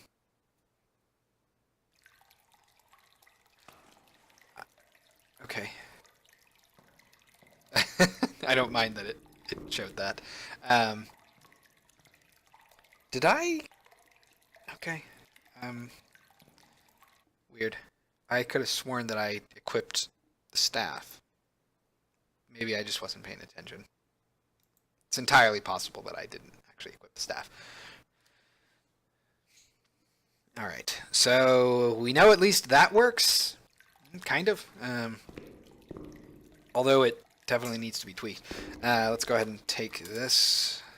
And I'm going to try equipping the staff and losing that combo to see if things work the way I was hoping they would. So 2, 1. So I'm not going to type anything. Because even if you fail an item, combat skirmish, you should still equip or use that item. You should just get damaged for it. Okay, so I do get damaged. Up. Up. Okay. That's not what... Ooh, wow, that's definitely not good. So it didn't give us the notification there that it should have. Let's see here. Combat. Win finished. If player victory. If action is not equal combat action. It should be use item. On item use finished. Win finished.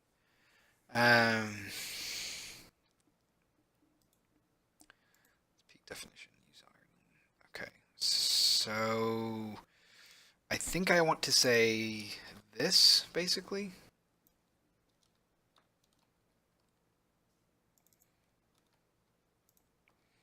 If not player victory on enemy win finished. Right? Yeah. Pretty sure. Alright, and then the other thing is let's go to on item use finished, go to definition, use item, go to definition. Now if it's special, special. Okay, I don't know where special is called. Give me a second here. Special cutscenes, find all references. Here we are, activate special, find all references, finish using item. Special items that contains blah blah blah blah blah blah blah. That'll delay.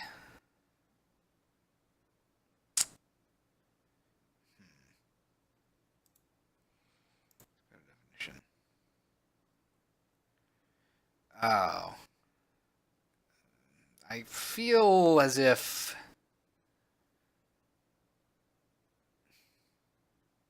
those two actions should happen at the same time. Right? Because it feels weird for them to just kind of stand there statically for 3 seconds and then have the action happen. I feel like the action should happen, then the duration should happen. Well, then the action should happen while the label is up, basically. So let's go ahead and go to TQ Combat, Show Declaration, activate special. So, do I need a callback? No. Can I just move this out here then? And can I just change... Well, hold on. Let me peek this. Play director, on special finished, peek. Is that just on special action? Peek. And combat peek. Okay. Special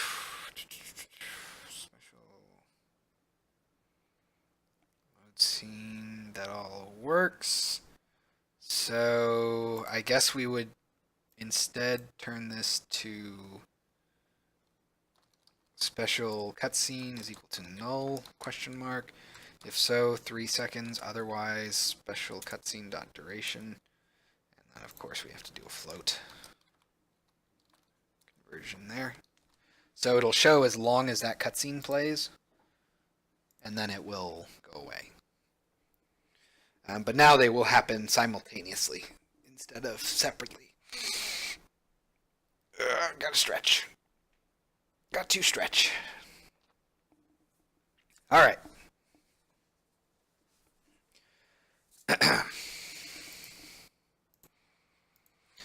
Clear this.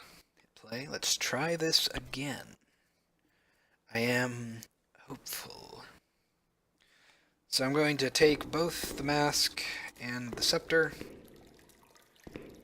We are going to equip the scepter, fail, then we will equip the mask, succeed, and check that everything works. So item, we're going to do scepter.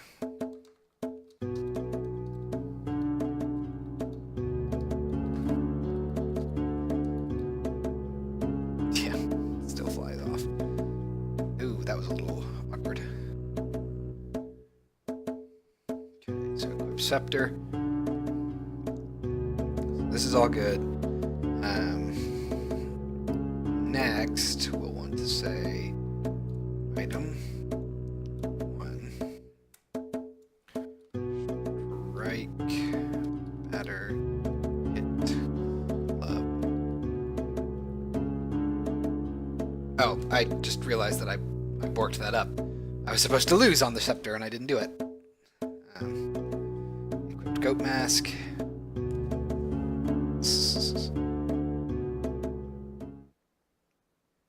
All right then. So that works. Things are a little.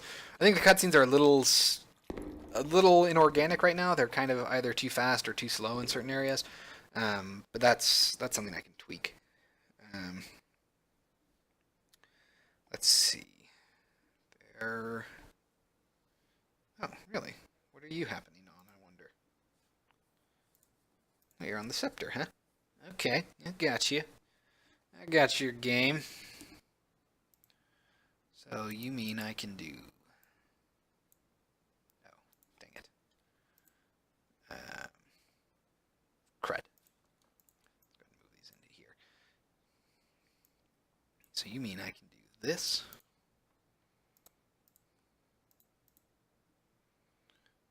Text container. Alright, don't need them anymore.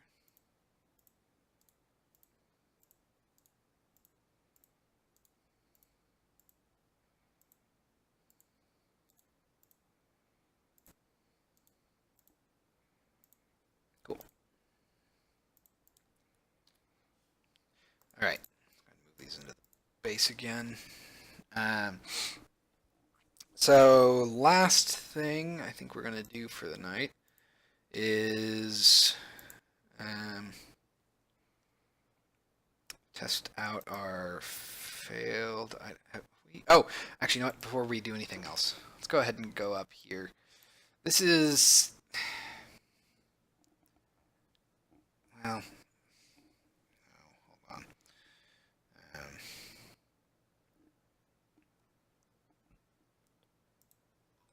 Is it up here? Wouldn't doubt it. Yeah, battle words. Words will open. No, that's not right. Hold on. Let's see. Let's see. Where are you? You should have prefabs somewhere around here. Health letter, prefab, combat item menu, player combo label, I suppose. No, that's not right. Where's the prefab for this? Let's see. Hint shown, hint hidden, hint info shown, options shown, player combo background. Huh. Really? Is it in TQ combat? No. Something has it. I just don't know where. Here it is, attack pattern. Find all references. Actually, you know what? Oh, cool. So we're not actually using it. Well, isn't that nice? Yep. Get rid of you then. Find all references. Pool manager to request. Ah, there we are. Real-time text-based action, coroutine. Yeah. Okay, I'm basically trying to get it so that whenever you equip an item, it's not going to give you your attacking words. It's going to say, oh, wow, sorry, Joshua. Joshua Golar. Sorry, I was focusing on code. I tend to stare when I do that. Hello, how are you doing today? Also, welcome to the Devstream. Let's see. I really should have like a ping or something whenever someone messages. Well, except that would probably be annoying because everyone else would hear that. But I probably should come up with some visual indicator. I guess I could move something over here so that I can see it actually pop up on my screen. That would certainly make it not quite as easy to miss things. I'm trying to fix my monitor. Alright. Well, hopefully the soothing sounds of my wonderful voice will help with that. I don't think that will actually do anything, but, you know, it's nice to believe that it will. Is your monitor broken, or is it just, like, got a dead pixel? Well, if you had a dead pixel, you couldn't fix it. At random times, everything will get tinted blue and green. Ah, that sounds fun. Is it the entire screen, or is it just, like, a line of it, or a small chunk of it? Alright, so... real-time combat action if it's equal to flee. Ah, here we are. Combat data escape info. So I guess that means that I can go to global real quick. Let's go to resources. Global. Let's see. Combat info. So this is where all of our things come in?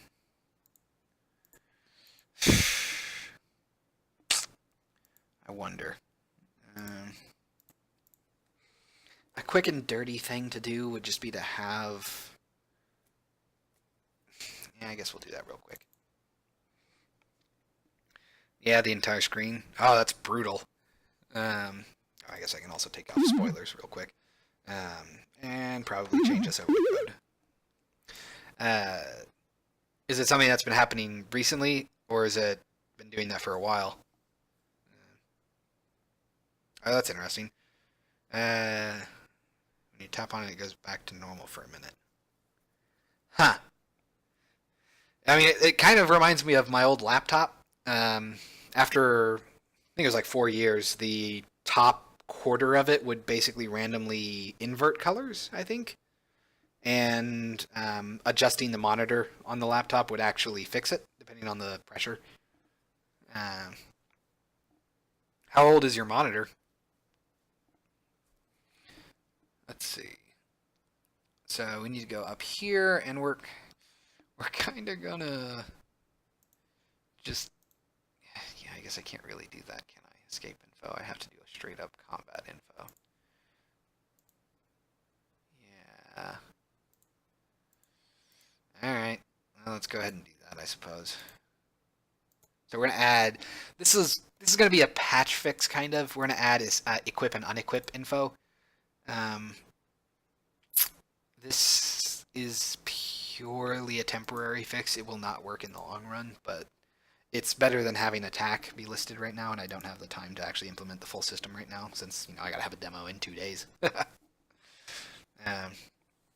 Oh, that sucks. It's only a year old and it's already breaking down. Hmm. What type of monitor is it? Like an Acer or a BenQ or... I guess if it's a year, does that mean it's still within warranty? I actually don't remember what warranty is like on monitors. I don't think it's a full year. I think it's like a couple months at most, if a month. All right, let's go ahead and go to combat info collection. Escape info. We'll go ahead and say public combat info. Equip info. Public combat info. Unequip info. Ah, crap. This honestly may not work.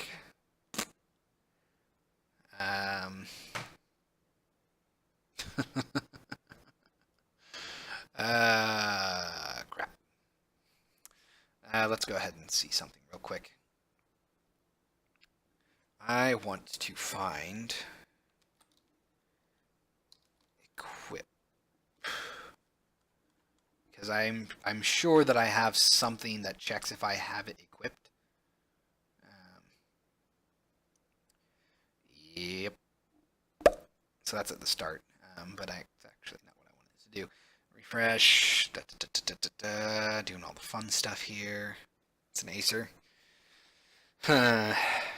I also have an Acer monitor, although it's not like all monitors that Acer make are the same Acer. Yeah,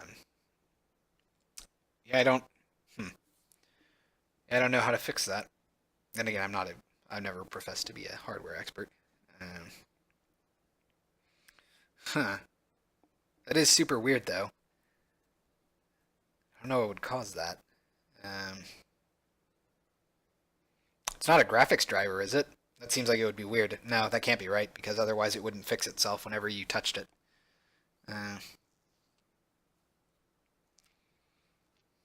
Well, I do not know. I wish I was an expert so that I could help. But sadly, I am not. Let's see. Equip. Go down here. Here we are. Use item. If combat effect is equip. Well, isn't that nice? I can just do item is equipped. Ha ha ha! Sweet. So, great. Now I lost my spot, though. I think I want to look for item to use. Yes, here we are. Let's go to definition. All right. So, yeah, otherwise we're going to have to do a fun thing here that says action is equal to combat action dot item, question mark.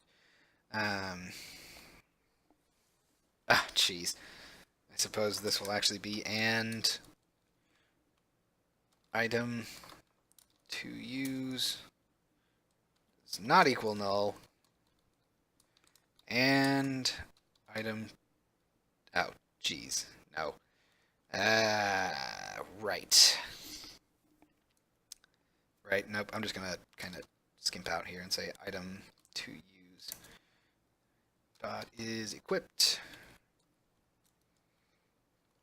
So we're going to say global dot combat data dot equip info versus global dot combat data dot unequip info. Okay, that should work. Nope, I did that. I botched that, didn't I? There we go. Question mark. There we go. That's better. Let's see. If item is clothing, doesn't this negate the purpose of... Yeah, it's kind of a weird situation for the item stuff. I'm not going to lie. It's because I have to have very specific checks for very specific types of clothing. Honestly, it's because that whole system was coded back when I was terrible. Not that I'm super great now, but it was not handled super well. It definitely could use a fresh, basically overhaul where I strip it down and redo it. The time needed to do that would drive me insane. So it's kind of been on the back burner for a while. And like I said, what I'm doing right now is purely a hot fix for a demo this weekend, and then I'm going to actually make it a more robust system. Honestly, the entire combat system needs to be reworked so that it's not terrible. But, it is terrible currently.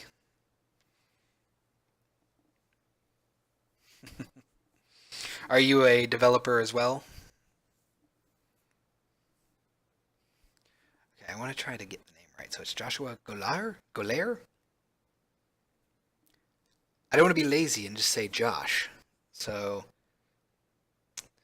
that's cool. Are you hobbyist, professional, indie developer, etc., etc., etc.? I assume if you're on Twitch. Well, then again, it's not like only indie devs are on Twitch. That doesn't make sense. Oh, this is interesting. Did I not save? I didn't save. Of course I didn't save. Go ahead and let that compile real quick. Currently not working on anything. It's Joshua Golahar. Or Golahar. Okay. Saying that all at once makes it smush together though. So Golahar. I think I got it. I may end up actually just doing Josh because I feel like that's more concise. But in any case, let's go ahead and do a couple of things real quick. Grab our basic pattern here. Basic pattern. All right.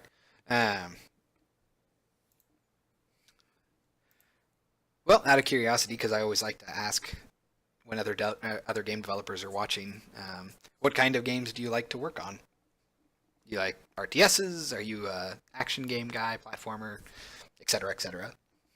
I guess I shouldn't say etc. because those are all very different. All right, so ID flee is kind of not important here, but we'll go ahead and say equip. Hint is going to be the same thing. Pretty much it's going to say type the words to equip your item. Let's go ahead and move this down to here. Say unequip. Unequip. Strategy games, nice. Are you mainly 4X or RTS? Or I guess you might not necessarily have a specific type that you like. Sorry for the grilling. I just always like to ask people.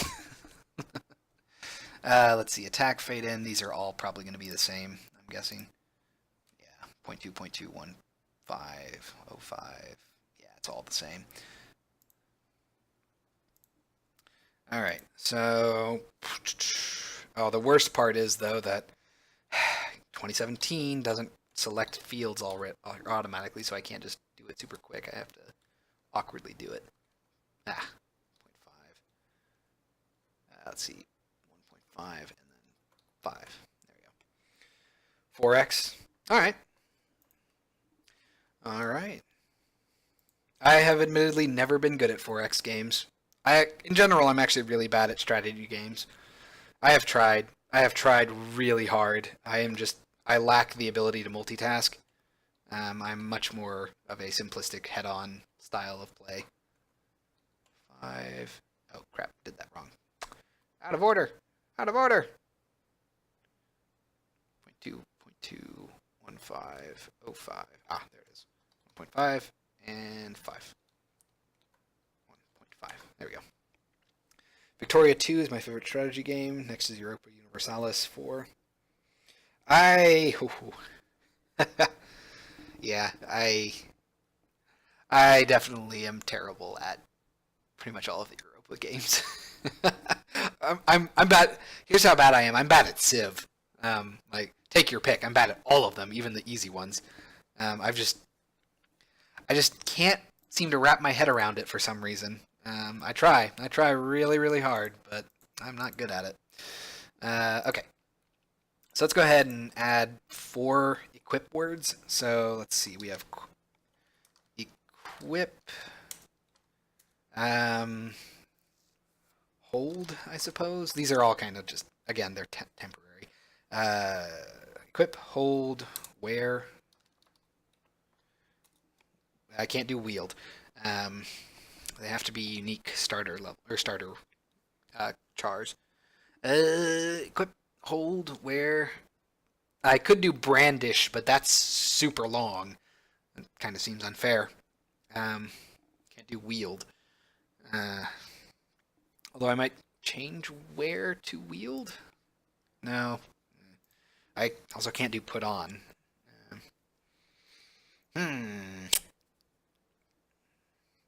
You can't wrap your head around spamming the found a city button.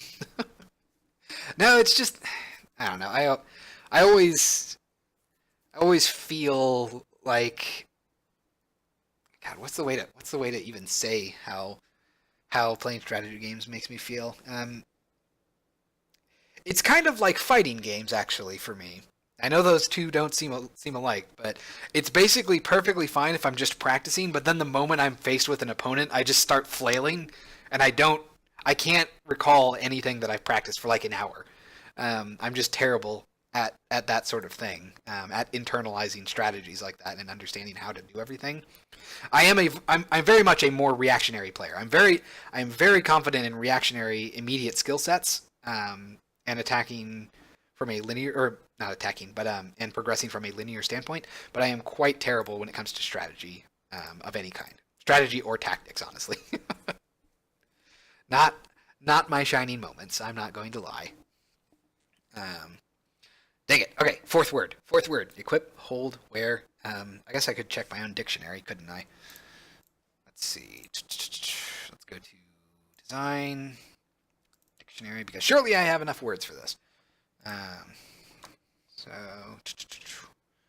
also, I'm actually kind of curious if I have brandish. If not, I'm going to add it right now. I don't. Oh no, I do. There it is. Aha. I would use that, but it's just so long. So let's go ahead and look for equip. So I have 17 instances of it. Draw. Draw could work. Let's see.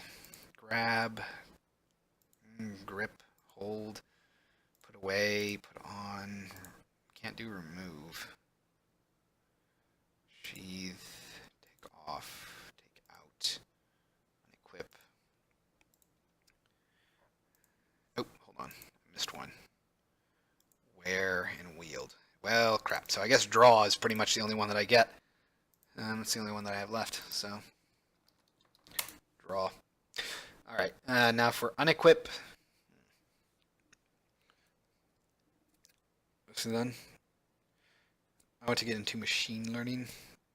Do you use Unity, actually? They just recently launched a machine learning API, I believe, and you're already getting some pretty interesting results from that. All the fun results that you usually get from machine learning. All right, so we're going to say unequip. I don't want to say drop. That seems incorrect. Go ahead and go back to the dictionary. For unequip, I have only got 6, which means I actually only have 5 words that mean unequip. Remove, that's probably a good one.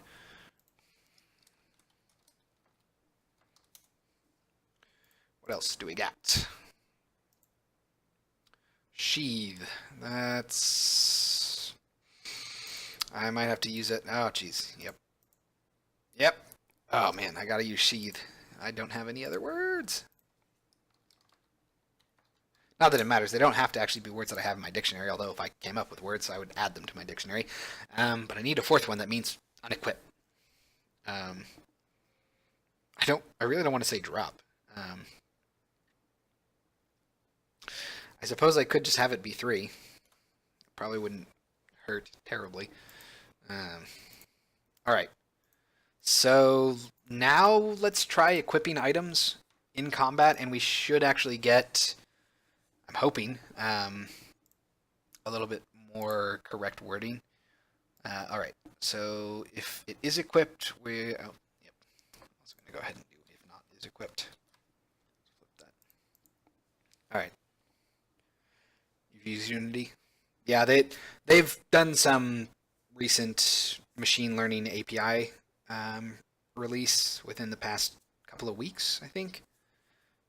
They released it a little bit before Unite this year, which was the beginning of October.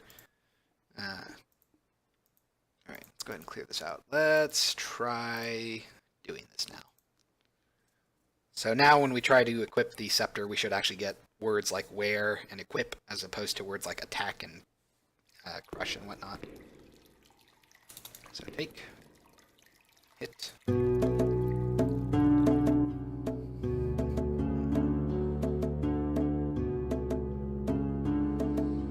Are you usually an Unreal developer as opposed to Unity? Or, I guess, not like those are the only 2 engines. Also stuff like Construct or Game Maker. Alright. Oh, not Battle. Draw. Hold. Draw. Oops. Equip. Where? Equip. Cool. So that worked pretty well.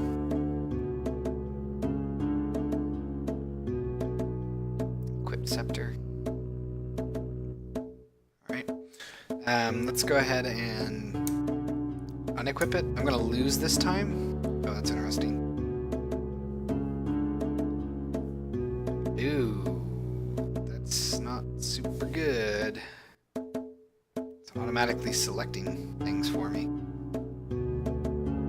I have to have dragged in the wrong prefab then, because that is totally the wrong one.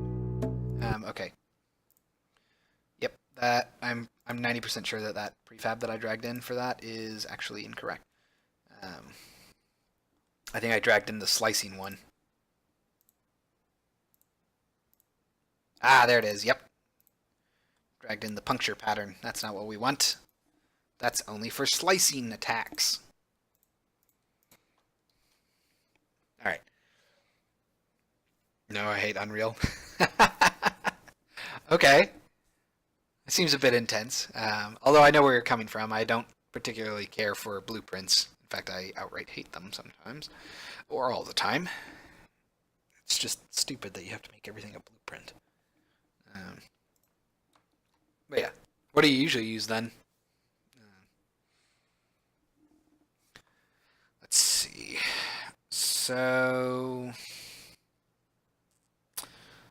that works, but if you fail, I don't think it does what it should do. I don't think it prompts you to actually equip it. I item. Let's go to peak definition. Hide combos. Peak definition of use items. Do I reselect?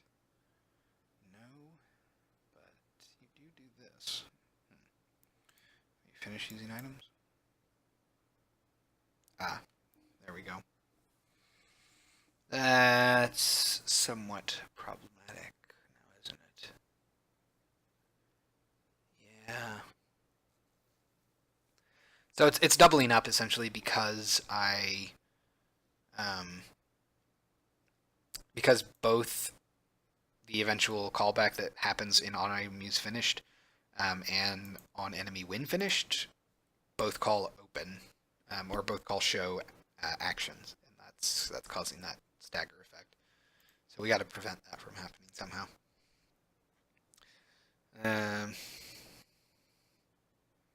Scratch? Seriously? I don't know if I would go as far as to say scratch for Unreal's blueprint system. Although I guess I do see where you're coming from there, but yeah, that I don't know if I'd go that far.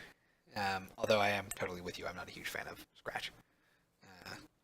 But then again, so you usually make your own engine. Then that's the thing is blueprints is not for programmers. It's for artists and designers basically, and well, it's basically for non-programmers.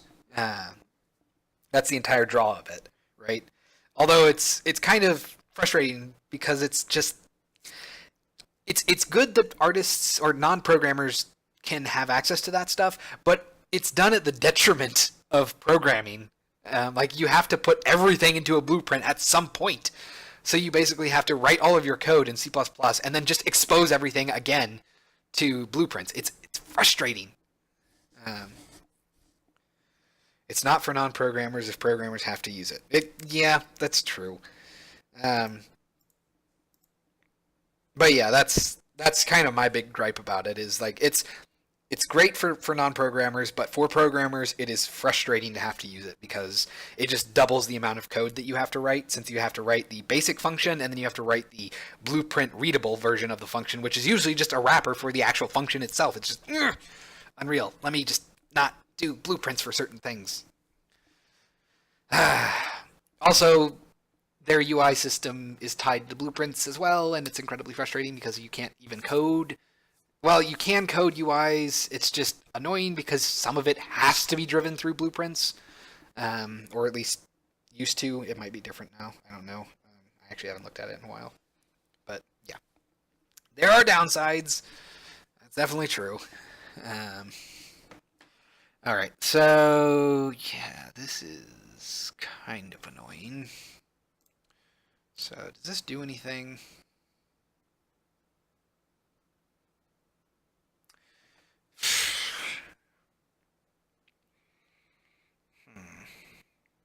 Select action if player HP is. Let's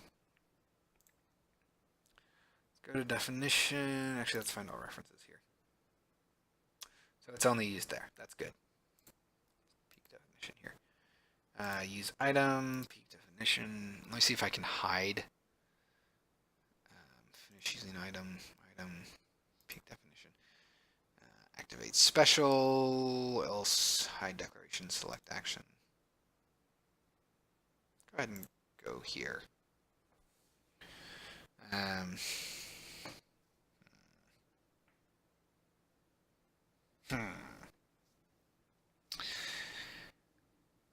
I'm wondering. Start action select. I feel like maybe I shouldn't, or maybe I should have a. Well, no, that doesn't make sense.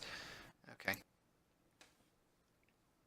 I feel like I should have a check that basically says there's no point in restarting all of this animation if we're already there, because I would just do what it's doing now. But all right, let's see, on action selected. That's not what I want. Yep. None of that is what I want. Clean up listeners on enemy win. Item finish. Go to definition. Coding definition. Alright. And go to definition here. So I am willing to bet that this is not actually going to tell me much of anything. It's been a while since I've looked at this. Cached animator. I suppose I could add like a is idling. But that doesn't quite seem right. Let's see. Why do I need coroutines? To do things over time, obviously. Also, it's because I haven't delved into threading yet as a programmer. It's definitely a weakness on my part. But mostly it's because of convenience. And I don't like having everything in update. Which, as far as I know, those are really the only options for doing things over time. Basically, coroutines are update. But yeah, so I wonder if I could do like player.is. No, okay. I suppose I could add that. Except that's not exactly a good choice now, is it? Let's go here. Float duration. If options move coroutine does not equal null, we stop it, and then we start it again. But maybe, oh, that's probably because of canceling and all that. Okay.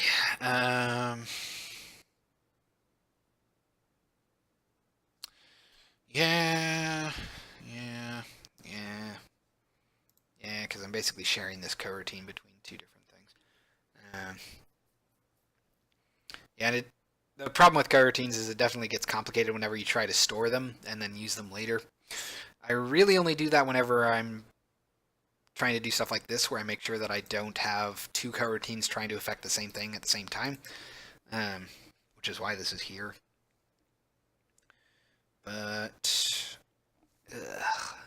remember this being super not fun to work on. Well, phooey. I mean, honestly, the easiest thing to do would be to have like a bool check, but that's so lazy, and it's so sloppy having to do that. So, oh, I can do that. If current phase is not equal to combat phase dot action select, then we'll do all this fun stuff. That should solve that problem. I will go ahead and double check that to make sure that I'm not crazy. Okay. Okay, that's good. Good. Cool. Okay, so that should work. Let's go ahead and go back.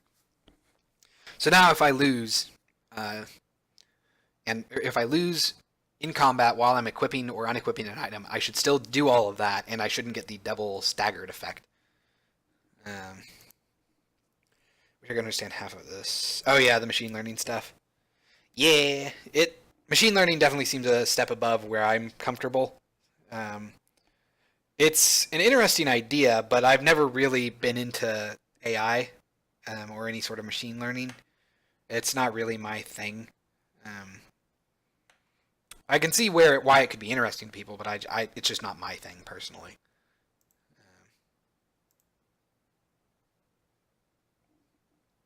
All right. Let's see. Let's go ahead and clear this out. Let's try this.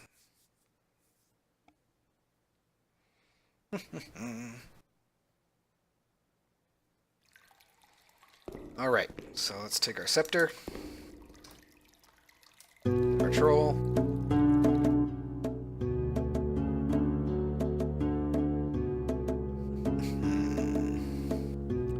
All right, let's go ahead and equip our item.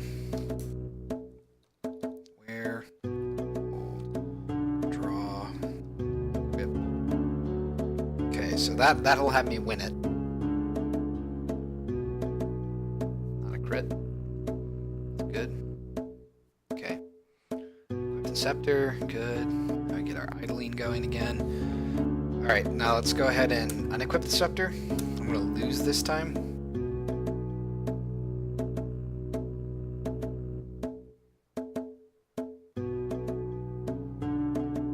Should crush me.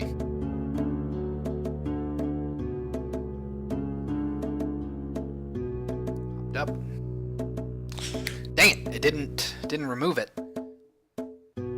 Huh. Why didn't you show it?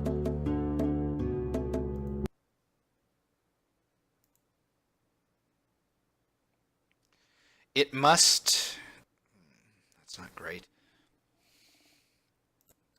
I'm willing to bet that it is actually showing it, but it's being immediately cut off by the on enemy win finished. Let's go ahead and go over here, go to definition. Yeah, we hide declaration if that happens. Great. Yeah,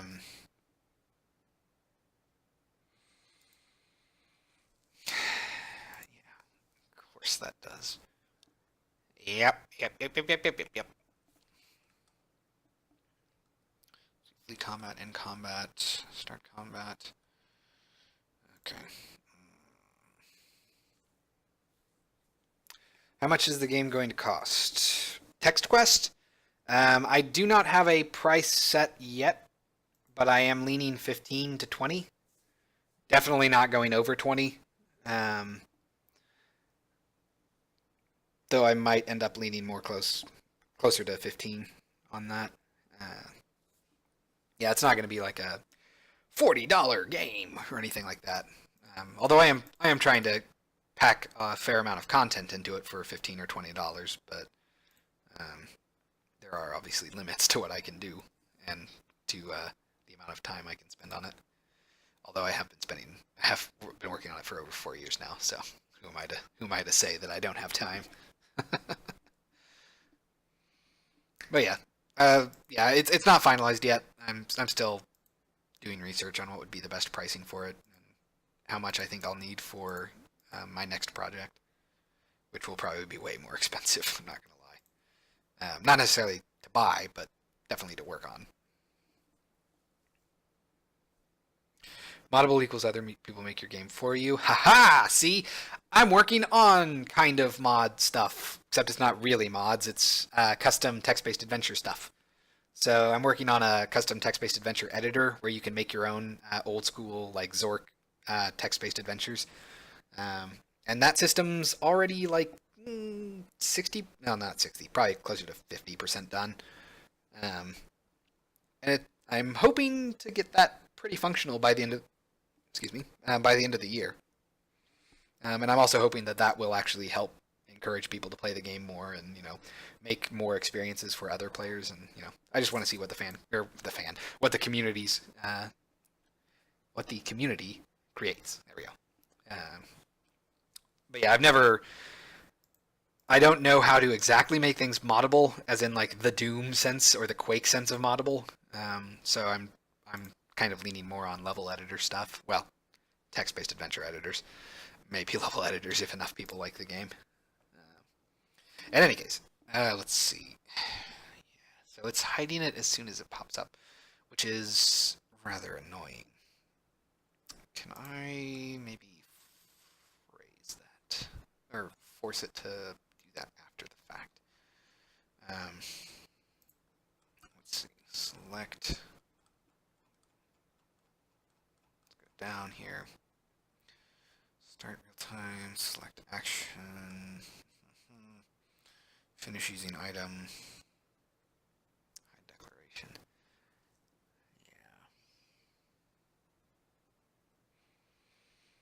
Yeah. So the problem is that we fail.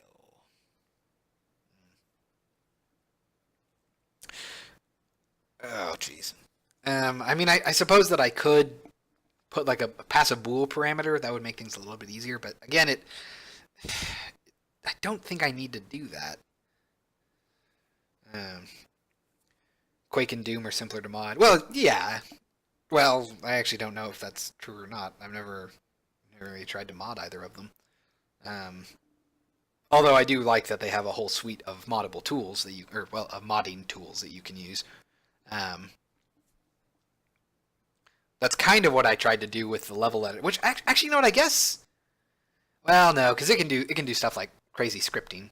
Because I mean, the actual level editor stuff isn't really that different from what I'm doing. And it's more about like the custom functionality, like the people who made Quake Racing and all that. Those are that level of modding I think is difficult to implement, but things like custom level editors, those are not really that bad. Um, you don't have to play it. An FPS is simpler than a 3D text adventure. Yeah, I guess that's true. Um, although I don't know if, well, yeah, there's definitely a lot of things that still need to happen for 3D for the first-person text-based adventure to really feel great. Although it actually feels pretty nice now. It's just that I'm a perfectionist. Um, all right, so what can I do here then? Item to use. Oh, I don't need that anymore. Let's go ahead and move this down here. Yeah. Dang it! I just. I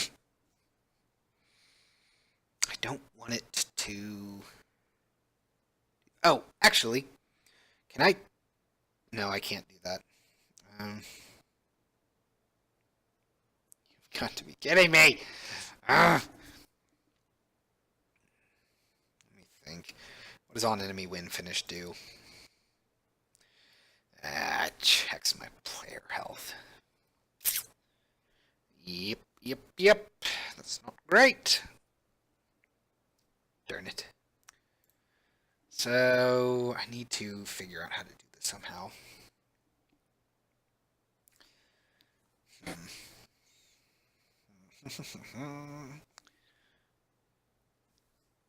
Well. Also, dang it, I forgot to turn on my Nightbot. Oh well. Harumph. I don't know a clean way to do this. Kind of getting paralyzed by not wanting to make super sloppy code. Which kind of seems redundant. Well, not redundant, but stupid because I really need to refactor this entire code base anyway. It is a monster, as you can see by the number of lines that it has. Or, but at the very least, I can get rid of some of it.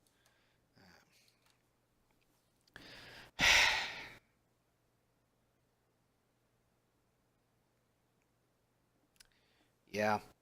All right. Well. Just gotta... Okay. We can figure this out, and then we'll call it a night. What can I do here? Writing nice code inside sloppy code. I know. See, the problem is that I mean, the actual structure of the code itself is actually, I think, fairly decent. The problem is that it's all based on callbacks, which makes it kind of difficult for me to do stuff. But that also keeps it way cleaner because it means that I'm not just randomly calling things. I'm calling things that I have passed to be called.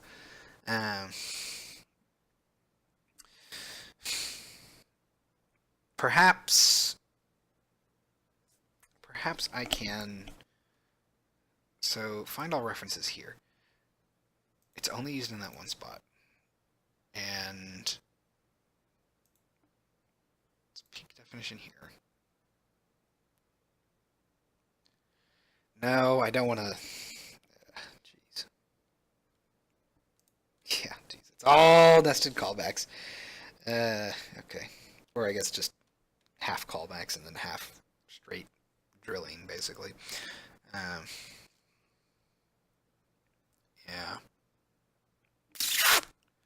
Alright, let me see here.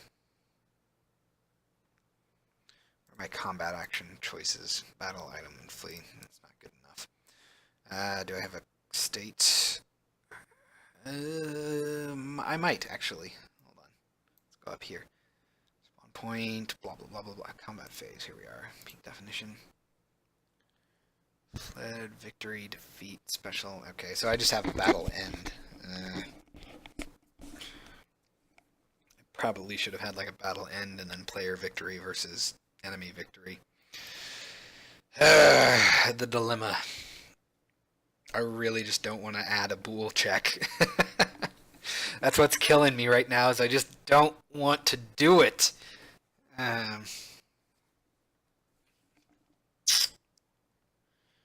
Yep. Yep. This is gonna kill me. This is where I die, on this hill. Refusing to add bool checks to my code. Because surely there is a way. Surely there is a way to do it. I just don't know what it is.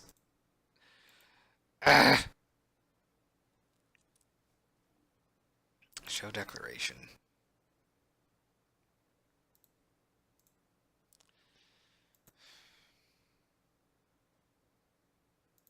This is also redundant, isn't it? It is, I think. I probably should actually go to peek this real quick. Let's see. Combo show declaration. Finish using item. Peak definition. Like half is. This reminds me of JavaScript. You don't even know, man. At least this is C#. I'm actually working on another project right now that's JavaScript, and good God, it's a madhouse. Not because I wrote it sloppily. I actually approached it very structurally. It's just that what I'm doing in that particular program is nuts, and it has to sometimes have variables that are strings, but other times those same variables can be ints, and it's just. But it works, and that makes me excited because it's almost ready to go. Okay, yeah, I think I've been lamenting this for like 20 minutes now, so I'm pretty sure that I'm just going to go ahead and pick something. I really don't want to do this. Think. Can I get away with this somehow? Somehow I have to be able to do this.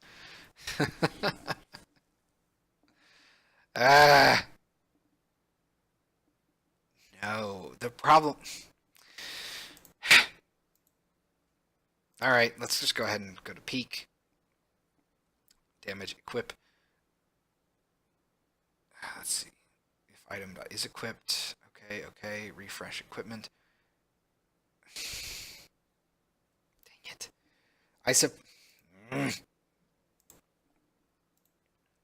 This might have just been an oversight, honestly, in how I handled things, so it actually might be better to do this. Let's go to on item use finish, peak definition. So we're going to go to use item. It's peak definition. And what we're going to do here is after damage or equip, I guess actually for both of these things we'll have a default and a break. Oh, dang it, that still won't work. That does not solve my problem. You don't, but finish using item might.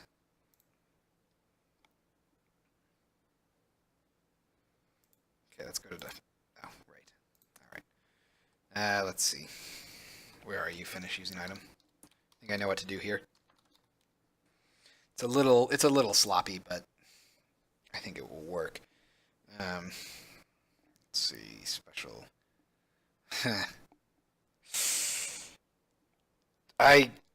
Oh man, that kind of... I don't know what to do here. Oh yeah, with all the callbacks. No, that's definitely true. So I'm currently at a dilemma right now. What I'm planning on doing here is basically saying if player health or player HP is less than or equal to 0, which means that the player died, we're going to go ahead and call on enemy when finished. But I don't know if I should do that first or second, because if I do it first, it means that if you equip a special item that's supposed to automatically win for you, then that would happen even though you died technically. But if I do it the other way, then you equip the special item that should do something to make you automatically win, but then you die. I think I'm gonna err on the side of player victory. So I'm gonna be nice, and that means that we're gonna say else if player HP is greater than 0. Well, actually, no, we'll say is less than or equal to 0. And then we'll do this, and then we'll say else here. We're going to do on enemy win finished. Okay. So let's see if that works, because this means that I can basically... Oh, wait. No, this doesn't solve the underlying issue, does it? Well, actually, no, it does. Peak. Because this is only doing that. Okay, so yes, this should work. All right, that means that I can actually go up here and actually, nope, it's down because it's a massive chunk of script. Go down here, and instead I think I can do that. Because on enemy win finished is only really good for if you've taken damage, which now I can do explicit checks for in items. So let's see if this works. So basically what should happen is I should equip the scepter, I should lose the fight, it should show the message, and then it should, detract all my information as expected. And then I shouldn't get a double options animation. It should just pop down as expected. See, I knew if I stared at it long enough, I could come up with a way to do it without having to add an extra variable. Just took a little bit of thought. But I knew it was possible. You all doubted me.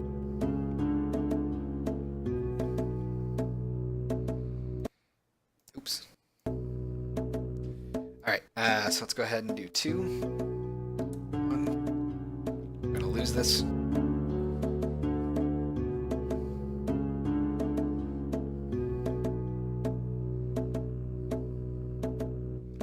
So I lost health, but I still get to equip the item.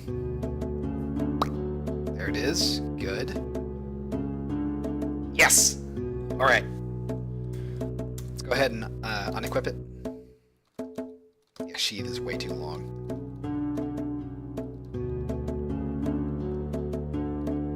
Unequip is also not super great. It's kind of an awkward word.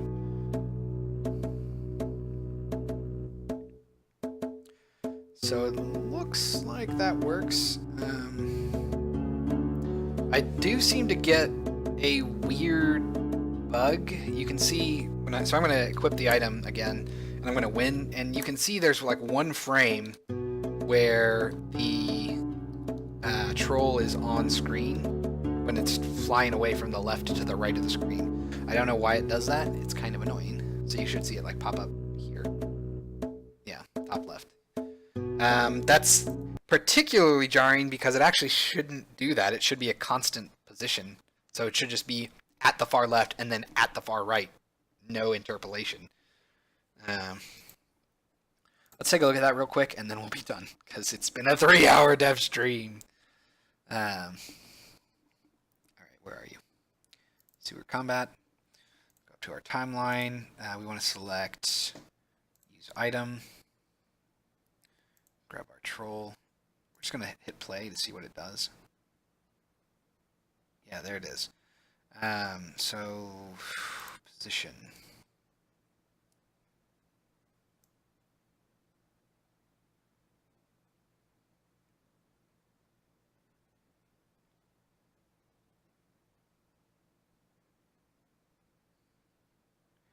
It actually interpolates, doesn't it? Oh, you've got to be kidding me. Unity, why would you do it that way? Ew, that's disgusting. So basically, what's happening here is Unity's not actually holding position like it should. It just pretends to do so. Hold on. Drag this up so we can get a little bit more room. That's incredibly infuriating. I'm eating a corn dog. I miss corn dogs. I haven't had a corn dog in forever. Love corn dogs. They're quite delicious. but it's no longer summer, so they're not. It's not winter food. It's summer food. Um, Not that it matters. It's not like you shouldn't eat certain foods when it's winter or summer. Um, right. So that's incredibly distressing, actually, because it it means that this whole constant thing is worthless. It doesn't actually happen. I suppose I can go ahead and do left tangent constant. Maybe that will prevent it from doing it. So let's go ahead and try playing it again. Nope. You have got to be kidding me. Seriously, Unity? Why even call it? Why even call it a constant if you're not going to actually do it? So keep your eye on the top left of the screen. It just flies. It just flies off. Why? What is the point? Why bother? Why? I'm sorry. Why bother? Why even friggin' bother? Okay.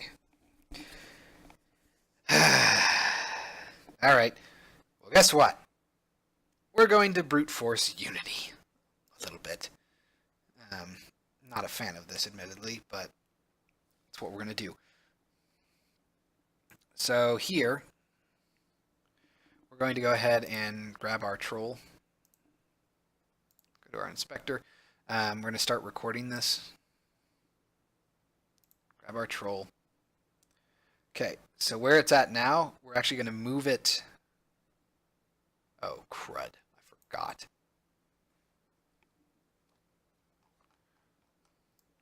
We're actually going to move it back behind the stage and then make sure that it's just behind everything.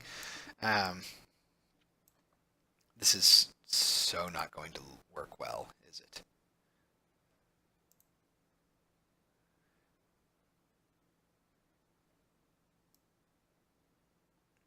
There we are. So we'll do 3.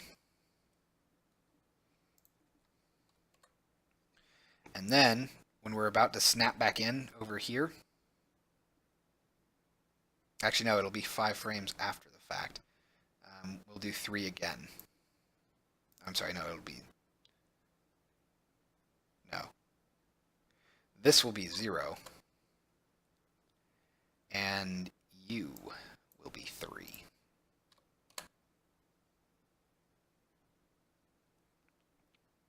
Alright. So let's stop recording. Hit play. So now I should basically snap off... Oh, whoa, hold on.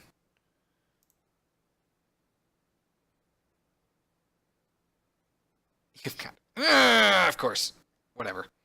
Why do I care? I think we can fix that just by making this right tangent a constant. Okay, let's try that again. The only food you shouldn't eat in winter is ice cream. I don't know. Sometimes, you know, it's super cold outside and you're just in the mood for ice cream.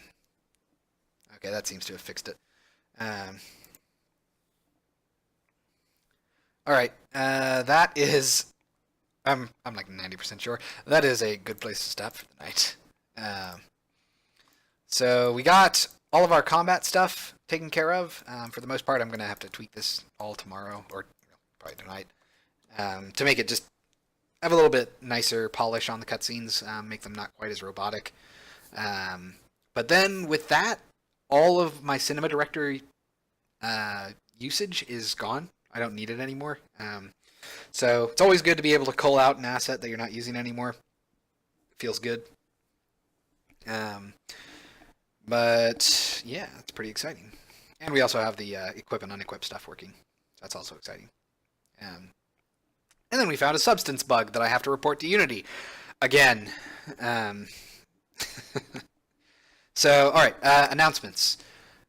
So I'm not going to be streaming this Thursday or this weekend because Thursday I will be traveling out to West Virginia for the West Virginia Game Developers Expo, and for the weekend I'm going to be at the expo, and then I'm also going to be out of town because, you know, the whole West Virginia thing. And then I'm going to be in Ohio for the rest of the weekend. So I will be away from my computer, which means that I will not be able to stream, obviously. So we will pick up streaming next week at Tuesday, or on Tuesday, 7 p.m. Eastern Time, our regular streaming hours. and I will talk about what feedback I got from the West Virginia Expo. Hopefully it'll be good. Hopefully no one will snap the game in half like they did at GDEX. I'm definitely going to test it a lot more robustly because I refuse to let that atrocity happen again. That's what happens when you get overconfident in your own testing. You're like, it's perfect. I don't need to test everything. Nope, that just means everything's broken. So, do I have Hearthstone? I do not. I am not a huge trading card game or CT or collectible card game guy. I played like Magic and Guilty Pleasure Yu-Gi-Oh when I was younger, but I never really got into them. Mostly because of cost, and with Blizzard's with all of Blizzard's games, it's just a psychological trap to get you into a cycle where you just pay them money every now and then, no matter what. But yeah, I don't have Hearthstone. Well, I guess I technically do because it's free, but I haven't really played it much. Well, you would probably beat me. I'm not gonna lie about that, especially because I have not really played it much. Basically, just pulled it open once. But if you want, you can send me a challenge, and I'll try to. Well, it probably won't be very fun for you. I'm not gonna lie. I'm like no experience in it. But yeah, I mean, if you want to challenge me, feel free to message me, and I'll see if I can get something up and running on that. I doubt I would do very well, though. Just so you know. In any case, I think that's a pretty good place to stop for the day.